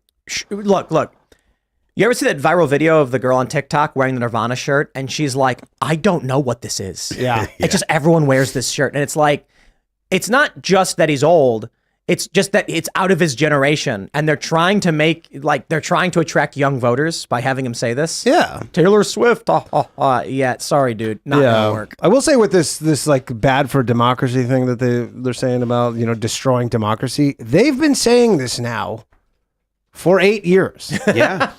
I was promised that he would destroy democracy. I was I was promised living in Canada in a different country, and they promised me. I put money on it. Yeah. And I'm still waiting to But get they paid out. literally promised me, they go that the destruction of democracy is imminent if he's elected. Then he was elected. Then we went through a full term, a pandemic, all this, all this Then stuff. Joe Biden. And we're still, it seems They like promised if Joe Biden was elected that it would save democracy. But that's what I'm saying. They always you can't say twice that he's going to destroy democracy. You had your chance to say that he was going to destroy it. It's not destroyed. Move on to something else about him. He's going to destroy whatever. Say they the ran economy. out. He's already mega Hitler, and he's worse than Hitler, and blah blah blah. They've literally run out of. But you can't say the same alarmist thing for 8 adjectives. years. Yeah, obviously you can because they have been. Yeah, I know they can be, but you're like if this premise was. But hear me out. Michael Rappaport says pig dick Donald Trump. Yeah. That's a new one. Yeah. Okay. But he says he's also going to vote for him. But I don't That's know. a really new one. I don't know if someone with a pig dick would be a dictator or what that has to do with whether a good or bad leader. That's a good point. But it is an adjective. Yeah.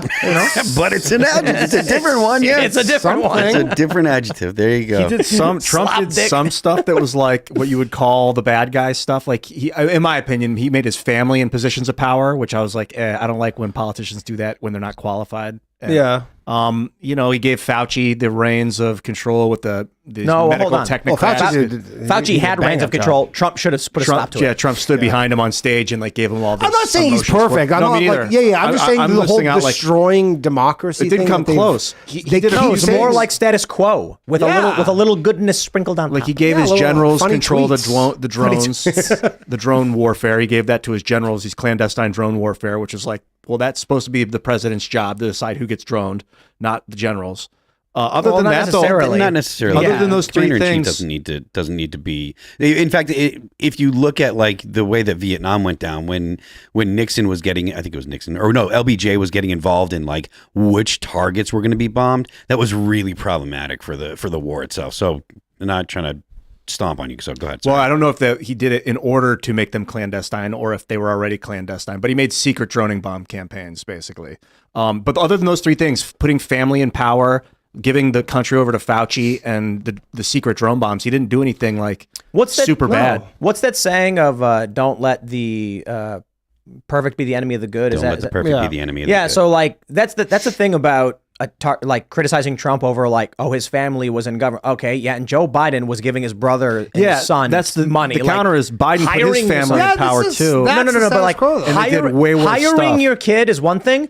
Running secret backroom deals with adversarial nations to benefit your family. Trump wasn't criminal. doing that. As far as I can tell, he wasn't sending off Don Jr. to go be on the board of some North Korean energy company. And I've listened to Jared Kushner on a few podcasts recently. He's a pretty sharp guy. I don't know. I can't speak to Melania or was it no Ivanka? Melania. Ivanka, yeah. But Jared Kushner is a pretty smart guy. I think they're all fairly smart people. Yeah. I mean, But anyways, if he did destroy democracy, he would still be president, and there would not be an election next year.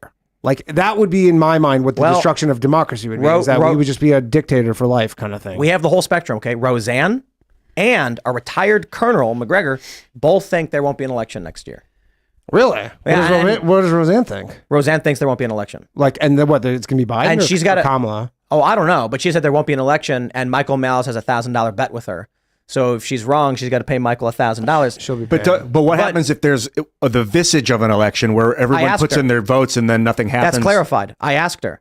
I said, do you mean like nobody votes and everyone's like, oh no election? Or it's like Trump's removed, so it's not a legitimate election. And she said, I think that one. I think that's what she basically said. Like it's going to be a weird thing where Not like a China election. it'll be like a China election or a North Korea election. Yeah. Where everyone kind of rolls their eyes like, yo, this is not an election. And they all line up to vote, but it's just I don't think that meaningless. either of them can win that vote because if there's a fake looking election, Malice will say, well, there was an election. I mean, again, but No, both sides, no. whatever Malice- side loses, will claim that there was some sort of funny business. That's a right. But guarantee. between Mouse and Roseanne, the point is that they're having fun ribbing on each other. I think they're going to have to go. Someone's gonna to pay the up and next they're gonna laugh about it. creator clash. It's going to be Roseanne and Michael Malice boxing to decide the final victor. Yo, but I agree because I've been saying this for some time now. And shout out to Dave Smith.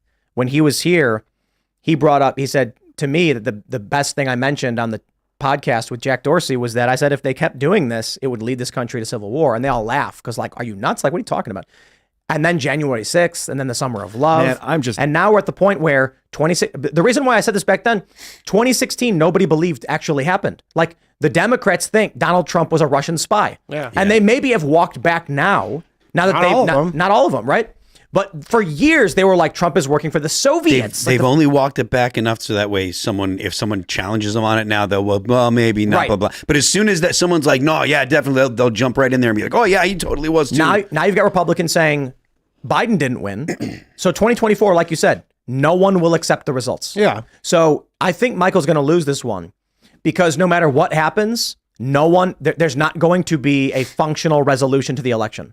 So it may be that Roseanne meant to say nobody will vote. It may be that she meant to say Trump will be removed, it'll be a sham election.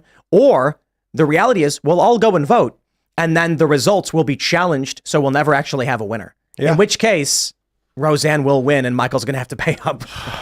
I'm really concerned about the voting machines, man, that all our votes can go into some digital database and get flip-flopped around and then fed back to us. Like, I'm with you. I think that in 2024, this election is going to be contested for whatever reason and going to be unresolved for a lot of people. So we've got to start developing a way to live accepting that that's reality.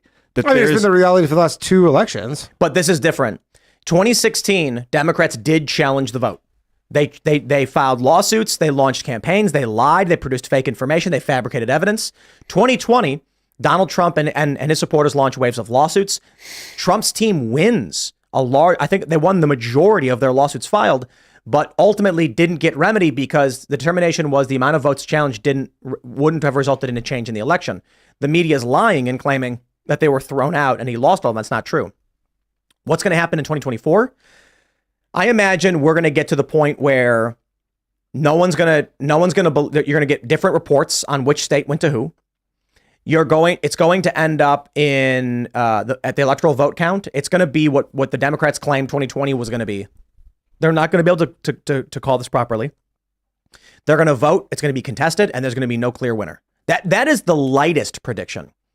Because what may happen between the election day in November and inauguration day in January, and then you've got like the vote count in December, or whatever, it's going to be, I have to imagine, every single organization in the country will file a lawsuit. Yeah. I don't see how it's with 2020, with 2016, you have to imagine that right now, every Democrat lawyer and every Republican lawyer is sitting down saying, they're probably already drafting their arguments. Oh, easily. The votes have not even happened yet, and they're drafting up a bunch of arguments for standing, for grounds, all of this stuff.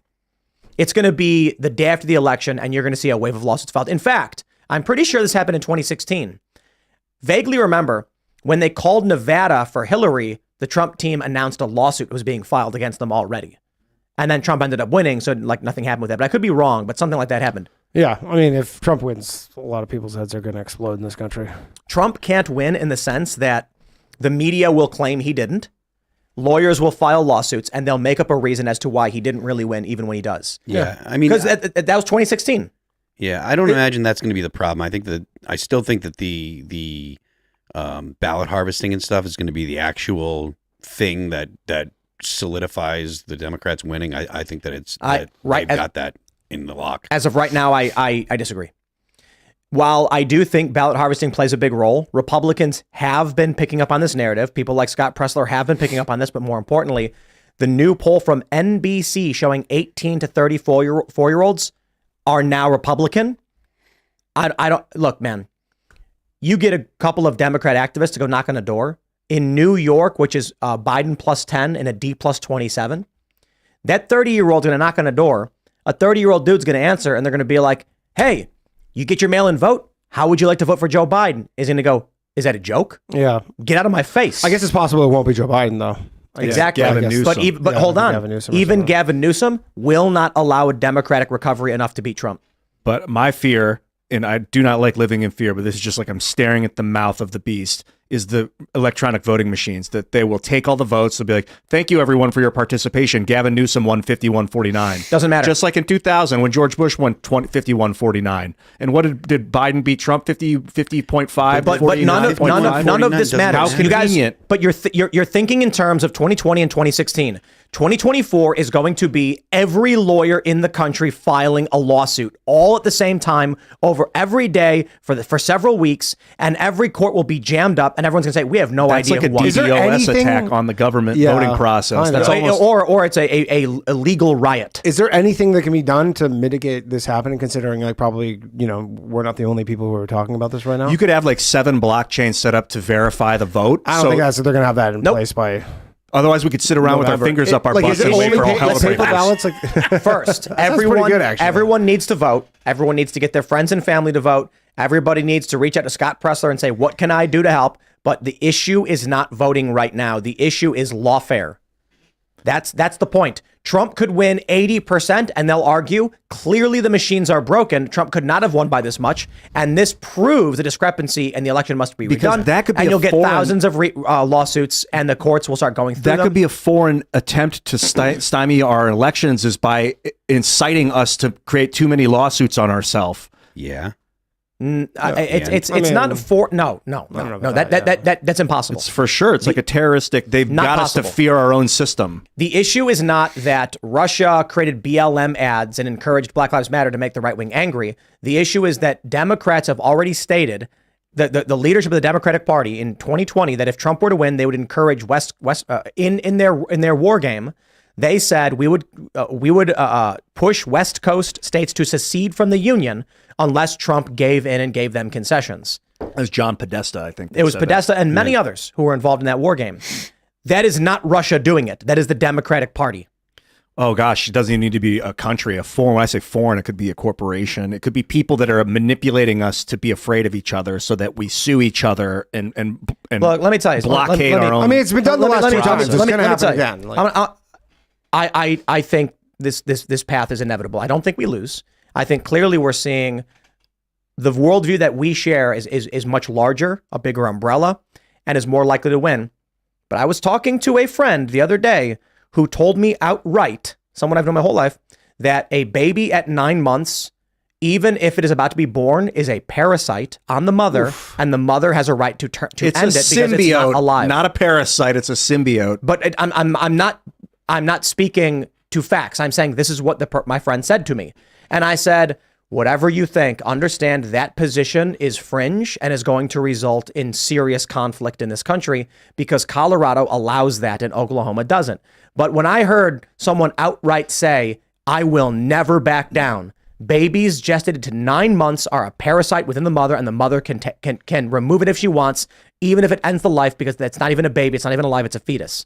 And I'm like, if the only thing separating two babies is a layer of flesh from the mother and the other baby was born, but they're the identical in every other way, nope, parasite. And I said, okay. That's I think thankfully I think that's super fringe, but that is still However, insane those are the laws being passed. Yeah, I understand that. Which is why I actually think we're going to win, because that is super fringe and no one is like, the average person is going to be like, why are you nuts? Yeah, that's crazy. But here's what I realize. It's really easy, guys. You want to know why it is the left doesn't care about books in schools? Because I had this conversation with a friend and she was saying like, I don't hear anything about this. And I'm like, right, you don't have kids. Yeah. You don't have kids in school. All my friends who have kids Freaking out. I'm like, they're why all do you- like, you should see the stuff that my kid learns, and like basically they have to deprogram their kids when their kids come home. Like their kids come home and they say all this stuff, and then they get like, yeah, that's not really true. We were talking about Loudoun County, and I'm like, why is Virginia? Why did Virginia elect a Republican governor? Granted, they've elected a lot of Democrats recently, but why did Loudoun County flip and bring in a Republican DA? And I'm like, parents are seeing these books. The DA arrested a father who was screaming at people for covering up the rape of his daughter.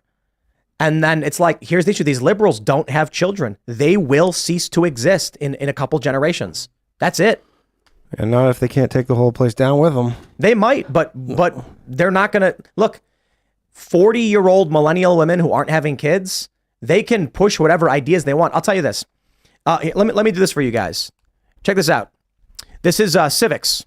Do you approve or disapprove of the way Joe Biden is handling his job as president?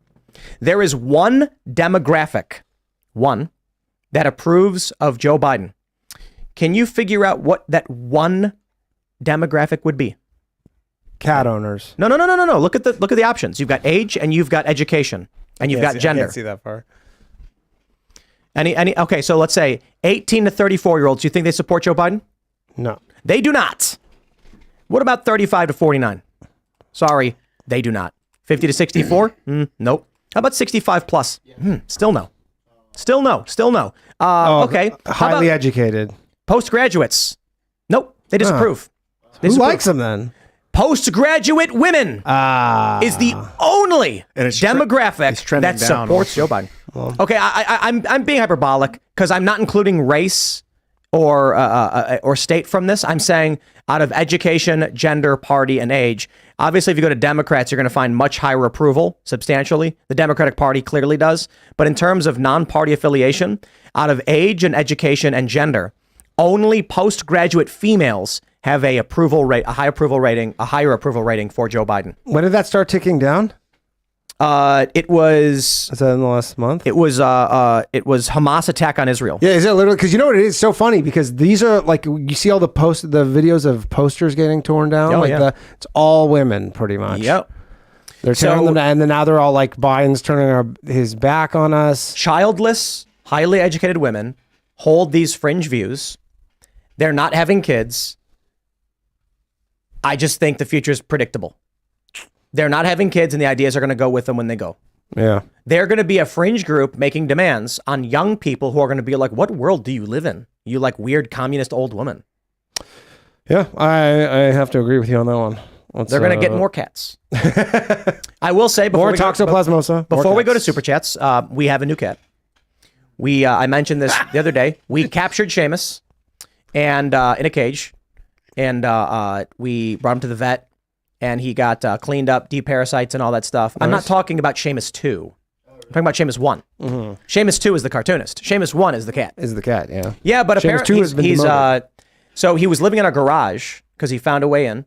And so we set up a trap. We caught him. Based on how he looked, I figured he was probably like 8 months old because cats they grow pretty quick. And I was correct. Nice. He is 8 to 10 or so months, and he's a good little dude. We broke his spirit. He was screaming when he got caught. I have to come on. It's probably pretty frightening. Well, no, it's just like his honor, you know. Oh, he's an honorable cat. No, it's like it was the indignity of having him in a trap and laughing at him. You know, we're like pointing our fingers and laughing. What entails laugh trapping a cat?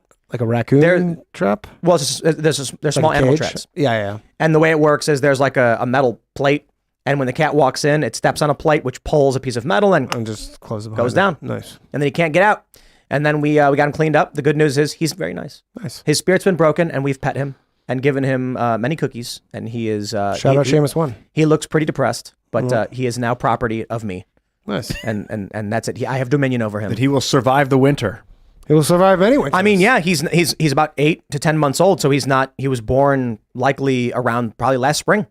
And so I was like, he's not going to survive living out here in the middle and with nothing. So, but now he'll make it. Nice story. We're going to go to Super Chats. If you haven't already, would you kindly smash that like button, subscribe to this channel, share the show with your friends, head over to timcast.com, click join us, become a member to support our cultural endeavors, to watch the members only uncensored show that will be coming up in about a half an hour, and to hang out in the Discord server with like-minded individuals. We got a bunch of awesome documentaries.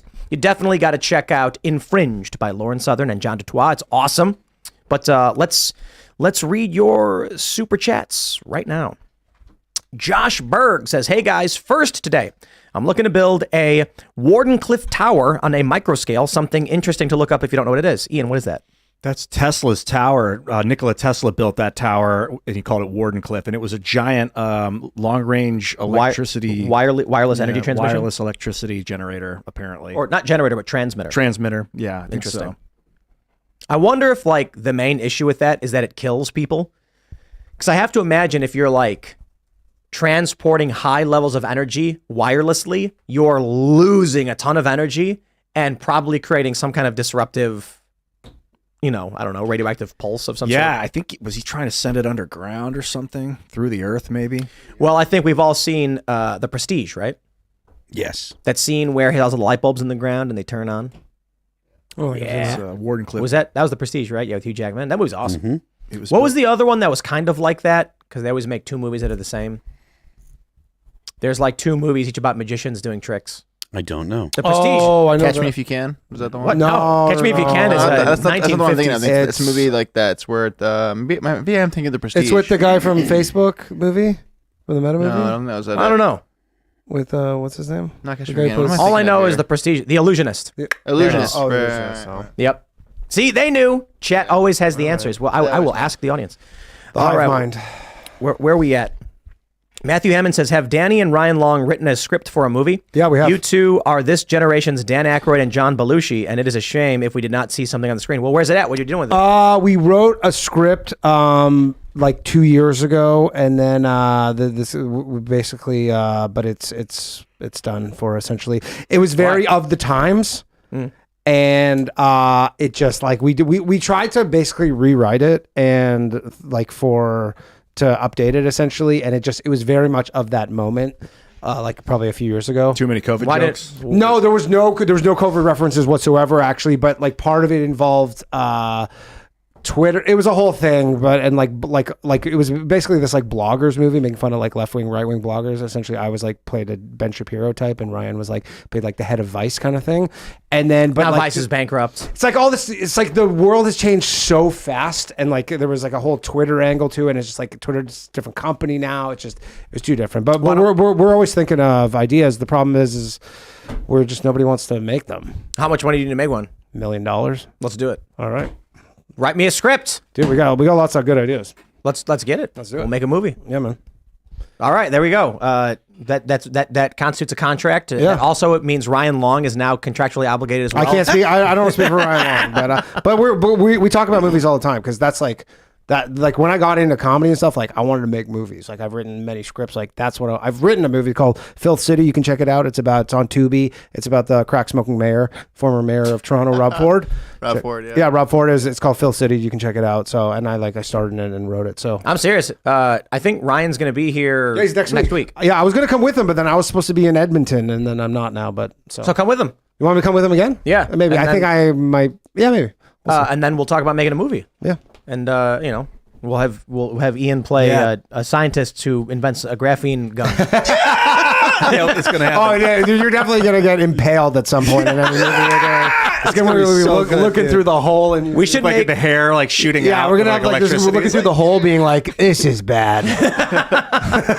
So they already made a graphene horror movie. It's called Splinter. Oh, You should look it up. No, I haven't heard of it. It's a yet. graphene horror movie. Yeah. I'll look it up. I want to see. Look up Splinter horror movie. from 2008. I don't know. Trapped in an isolated No. gas station. Still barely Yes. know what graphic. Yeah, that's 2008. Oh. Yeah, that's a long time ago. Wow, I didn't realize it was so old. Yeah, Trapped in look at the an pictures. Look at the isolated pictures of gas it. station. Go to images. You're gonna be like, oh wow. Do you see the pictures? Oh yeah, the stuff shooting out of his body looks like And- ferrofluid. Right. Yeah, like graphene. It's like Ferromagnetic. graphene turns people into monsters. Ooh. That's So- what you see. Ian is an agent of chaos. I know. He's the only person I've ever know who even references it. Let's grab some more super chats. I love it so much. Shane H. Wilder says, for my birthday, I'm asking if people are able to please give to my parish. A sprinkler busted and flooded the nave. It is St. Albert in the Diocese of Austin. It is also Joe Biden's birthday. So instead of giving Joe anything, help this guy's parish. Okay. Here we go. Jacob Paradis says, congratulations, Javier Milei. Trump is next. Absolutely. Let's grab some more. Lord Lucas says, did you see that Iceland is going Ragnarok? No, Yes. what does that mean? Ragnarok is like it's the apocalypse of like the Norse mythology. But why Iceland? What's going on in Iceland? It's a city split in half and a volcano's about to erupt. Yeah, I saw That's pretty cool. That's pretty cool. Except for them. Except for them. A bunch of volcanoes at once erupted. Did you guys hear about that last week? At the end of last week, they were saying like Really? 7 volcanoes were activating at once. 7 volcanoes? Yeah, but I don't want to get the numbers wrong. 7 trumpets? And I don't know if it could be confirmed that it was actual activity or not. there's at any given time there's like 20 different volcanoes erupting on Earth. So it was 7 that were going at the same time, but it's not like it's super odd. There's constantly volcanic activity on planet Earth, and it just so happened. that No, they- I think you're wrong. I think clearly the volcanoes erupting are the 7 trumpets of the Revelation Fair and enough. signaling the end of days. This is all from my potential fake news of I'm 7. ready for end of days. I There's don't know approximately about that. 1,350 potentially active volcanoes. Yeah, there's there's like maps you can watch online of volcanoes just going off. It's everyone's always just very worried about what is it, Yosemite? Let's see. Yeah, Yeah. that's, Or that's the big Yellowstone, one. sorry, yeah, not Yellowstone. That's not- the big one. It's Yellowstone, right? Yeah, I think so.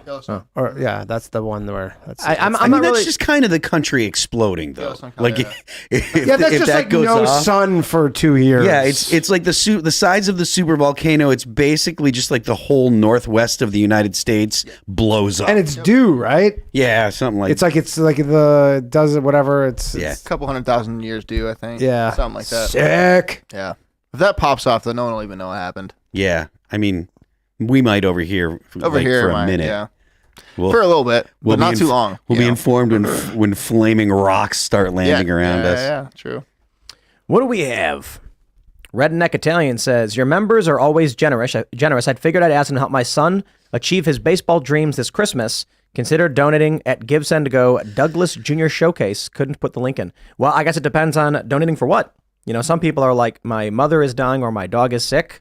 So, you know, make it worth it. Nothing more American than a baseball dream. Carnal Nature says, X would not allow me to subscribe to Premium Plus tonight, and stating that it is due to me changing my profile photo or screen name within the last 3 days. I've been on X since 2014. What gives? Errors. I'll say this too, like, we launched an ad campaign for Infringed. It says it's delivered, but there's like some issue with... Yeah, they have it, they you have know? some bugs. I mean, like think about how much has changed since he took over. They, for all the time I was on Twitter, they didn't do anything.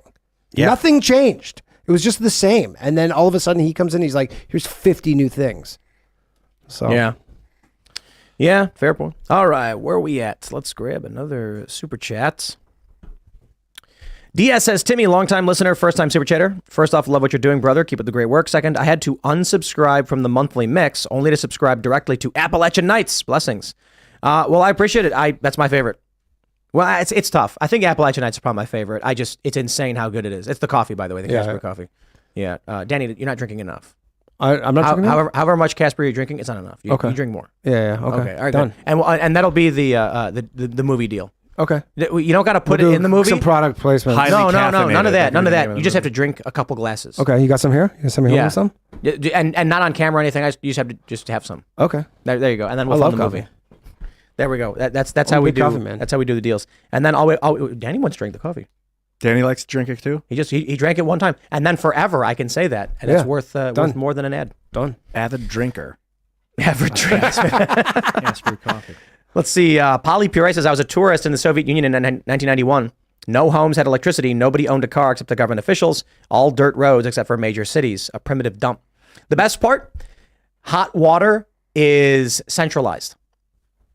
When you in Ukraine, in Kiev, well, I don't know if this is true anymore because I'm not sure what's left of Kiev. It's probably mostly fine. Let's be real. But the hot water in your apartment never runs out Yeah. because the way they Cool. it's from the power plant. Yeah. So the hot water, the hot water that's used to create steam to spin the turbine at the coal plant is recycled through pipes into people's homes. Yeah. That's kind of cool. Yeah, I You know, think it's clean. I don't know. I'll tell you the one story that my parents always tell me is when they were kids in the Soviet Union, whenever you saw a line, you just got in it because you just knew it was something you wanted. Wow. Always. My mom always said when she was a little girl, if there was a line, she goes, I got in the line. And you just waited because whatever it was, you knew you wanted it. So I have this theory. I was flying from London to Kiev with a stop in Moscow. And in the United States, when you're boarding a plane, they say, now boarding group 1. And then group 1 walks up. Now boarding group 2. And group 2 walks up. Sometimes someone from group 3 comes in. And then they're like, sir, this is group 3. Or they'll just be like, oh, let me in. But typically everyone waits. In Moscow, they were like, now boarding group 1. Every single person stormed the gate. Yeah. And they were shoving each other out of the way and waving their tickets at the gate agent. And I'm like, I wonder if that's a remnant of the Soviet era, where if you did not fight for food, you died. Yeah, for sure. Like, So- yeah, you just, yeah. A culture evolved where everyone said, I'm going to shove my way to the front or I'm not going to make it. Because during the worst elements of the Soviet Union, the families that said, no, we'll wait our turn, died. Every bread line was just January 6th all over again. Yeah, you see a lot of that in China as well. Now a lot of Chinese people are like, they're like, oh, why do they have no manners, whatever like that? Because if you had manners, you're gonna die. You're not gonna have for enough sure. food. It's to just eat. like a, yeah. It's just natural. It's a natural reaction. Venus Sophia says, the only subscriptions I pay for are X and Timcast. Well, I really do appreciate it. There we go. Gyro Murphy says, a few weeks ago, you said you had big plans for Pittsburgh. I run some shops around Pittsburgh, and I would like to talk with you about how to bring some solid culture to my city. What's the best way to get in touch with you? I don't know. I think it's, to be completely honest, it's like impossible. I basically don't have email. I basically don't have a phone number because it's impossible for me to actually use.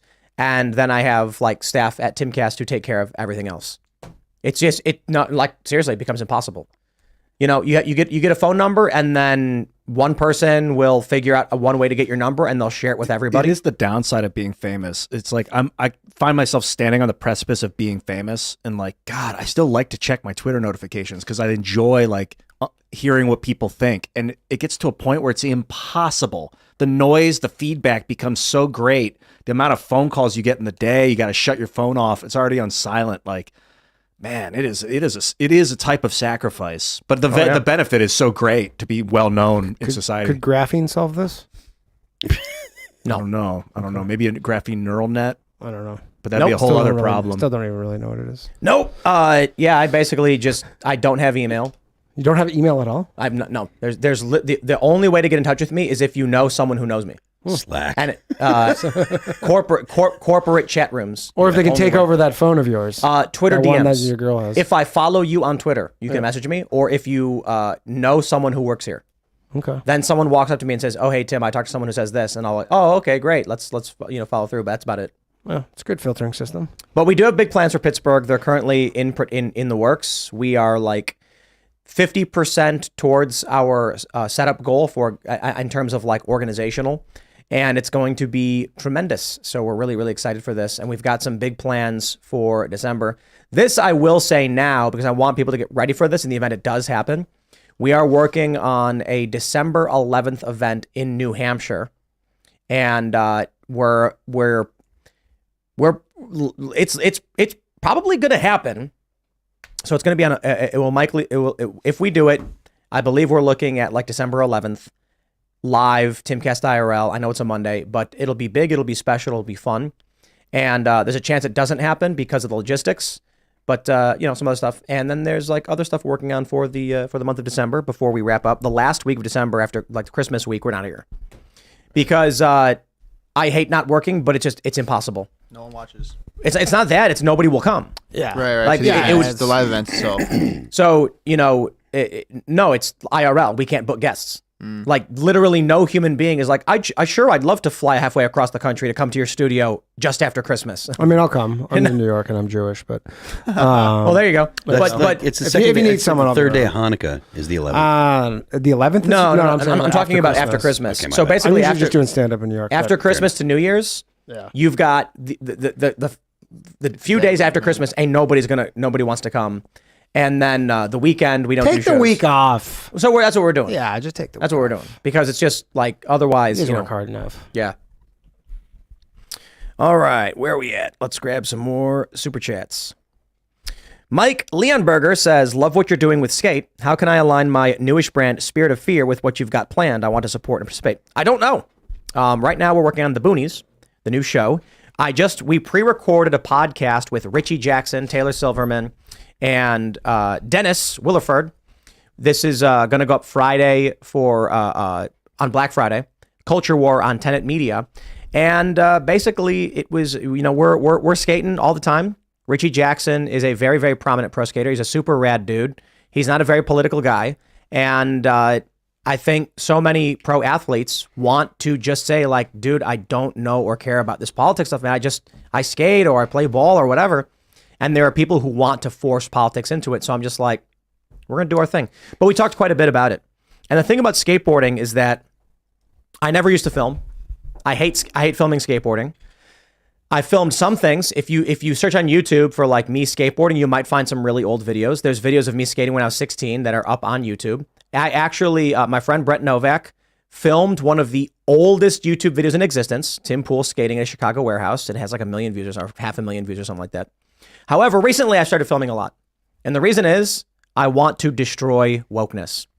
And woke people have started infecting skateboarding with their woke garbage. Oh, really? Look, man, I said this years ago. It came for video games. It came for movies. It came for comics. It will come for Major League Sports. It's only a matter of time before someone's like, well, the rules are arbitrary. We can make it so women have to play with the men and the NBA has to have women. That's inevitable if this persists. If we win, however, we can keep playing basketball and just say, may the best person get on the team. But skateboarding got to the point where I'm like hanging out and I see a magazine. Nobody really reads magazines anymore. I'm like, oh, I pop it open. And there's an advertisement for a brand and it's a skateboard. I'm not saying, not a trans person, a guy in a dress, not a trans person. Okay. I want to make sure this is clear.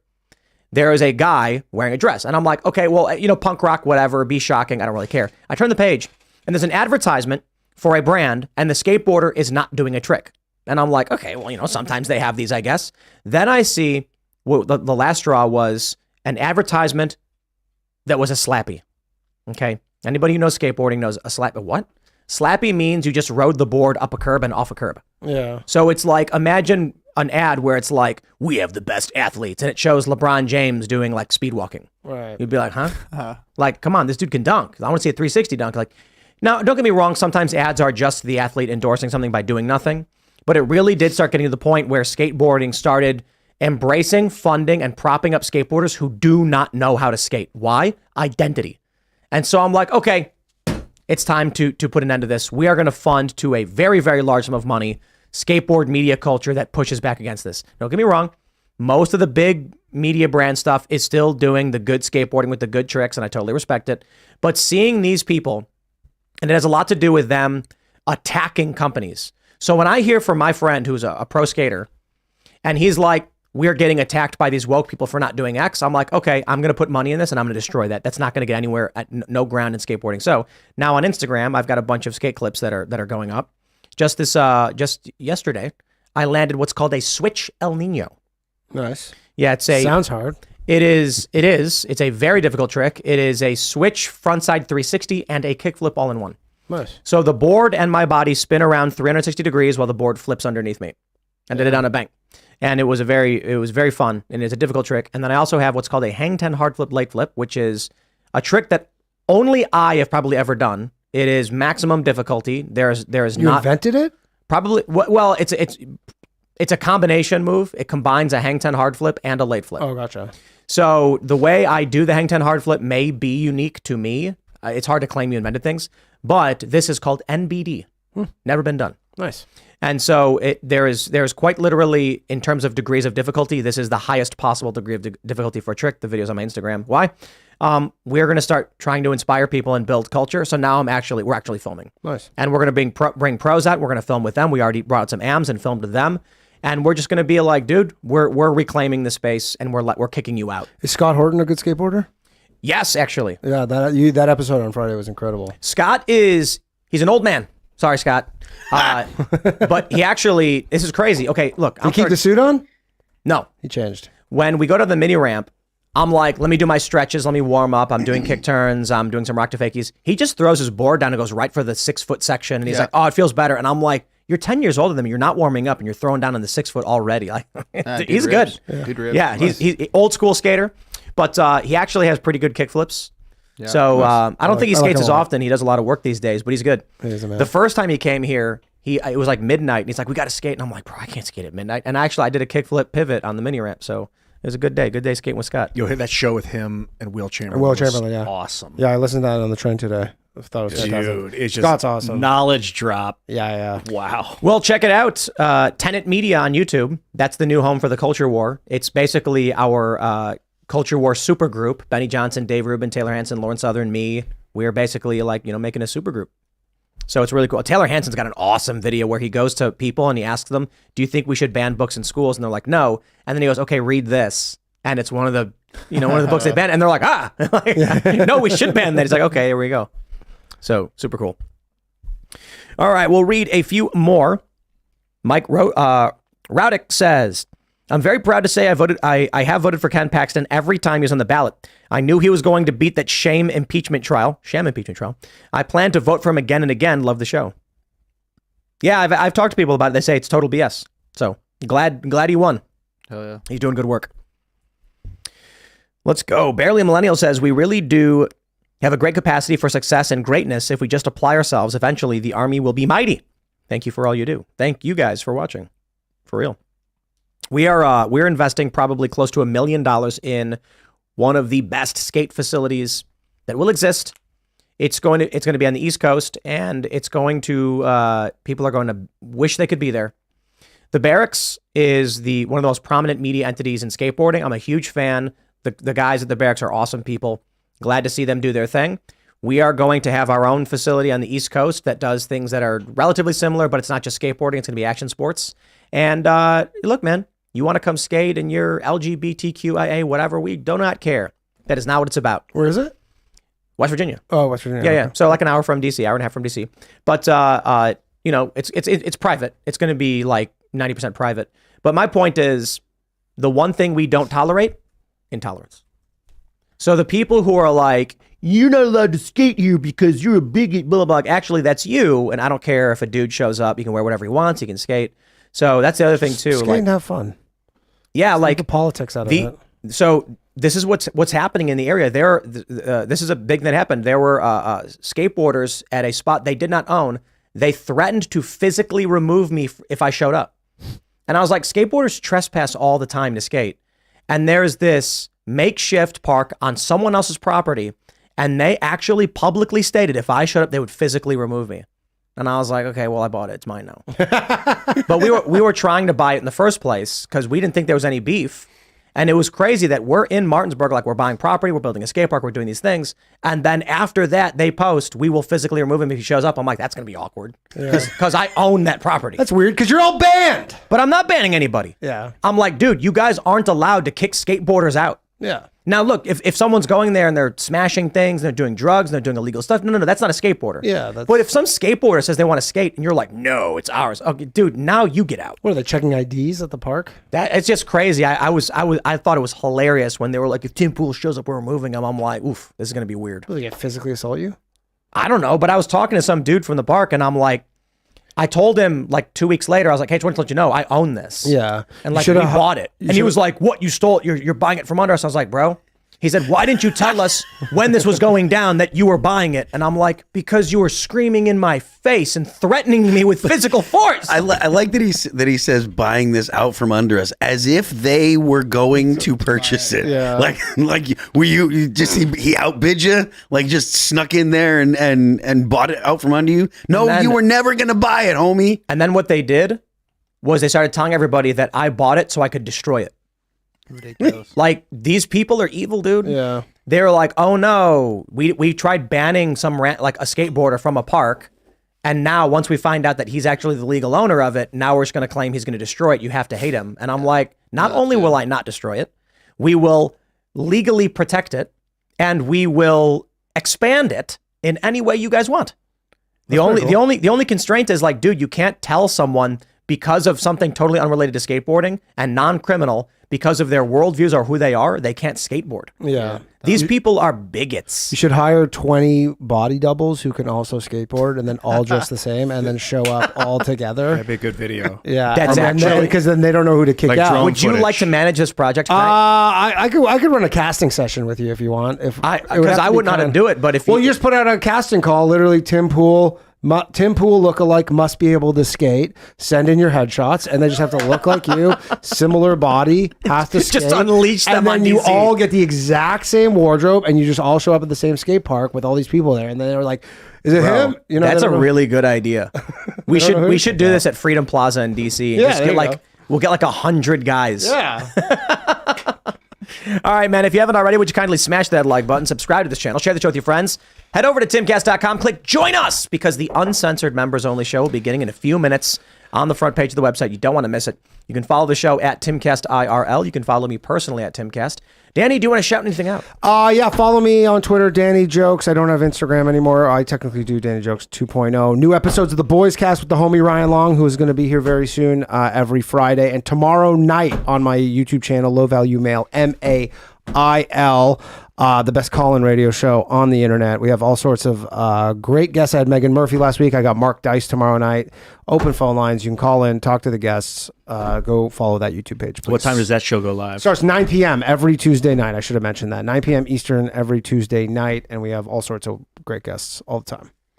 I am Phil That Remains on Twix. I'm Phil That Remains official on Instagram. The band is All That Remains. You can follow us on Twitter, or you can follow us on Pandora and Spotify and YouTube Music and Amazon Music, the internet. I'm Ian Crossland. Follow me at Ian Crossland. Subscribe to me on YouTube. Mine's, what else we got? Instagram, X, and Rumble. And I will show you at 1 p.m. Actually, tomorrow, 1 p.m. Eastern Standard Time, I'll be going live. So follow me there and subscribe. Also, for people that are wondering, I was drinking this lion's mane extract. It's a type of mushroom supplement. It's quite good. See you later. All right. And I am Serge.com. I enjoyed being on the Discord. I don't know when I'll do that again, but cheers to everyone that was there to talk to me over the weekend on Saturday. Yeah, like I said, we'll see when I get back on it. It was nice talking to you guys. If I told you to speak to me, I told some people to. Hit me up on Twix still. Again, at Serge.com. Cheers. We'll see you all over at timcast.com in a couple minutes. Thanks for hanging out.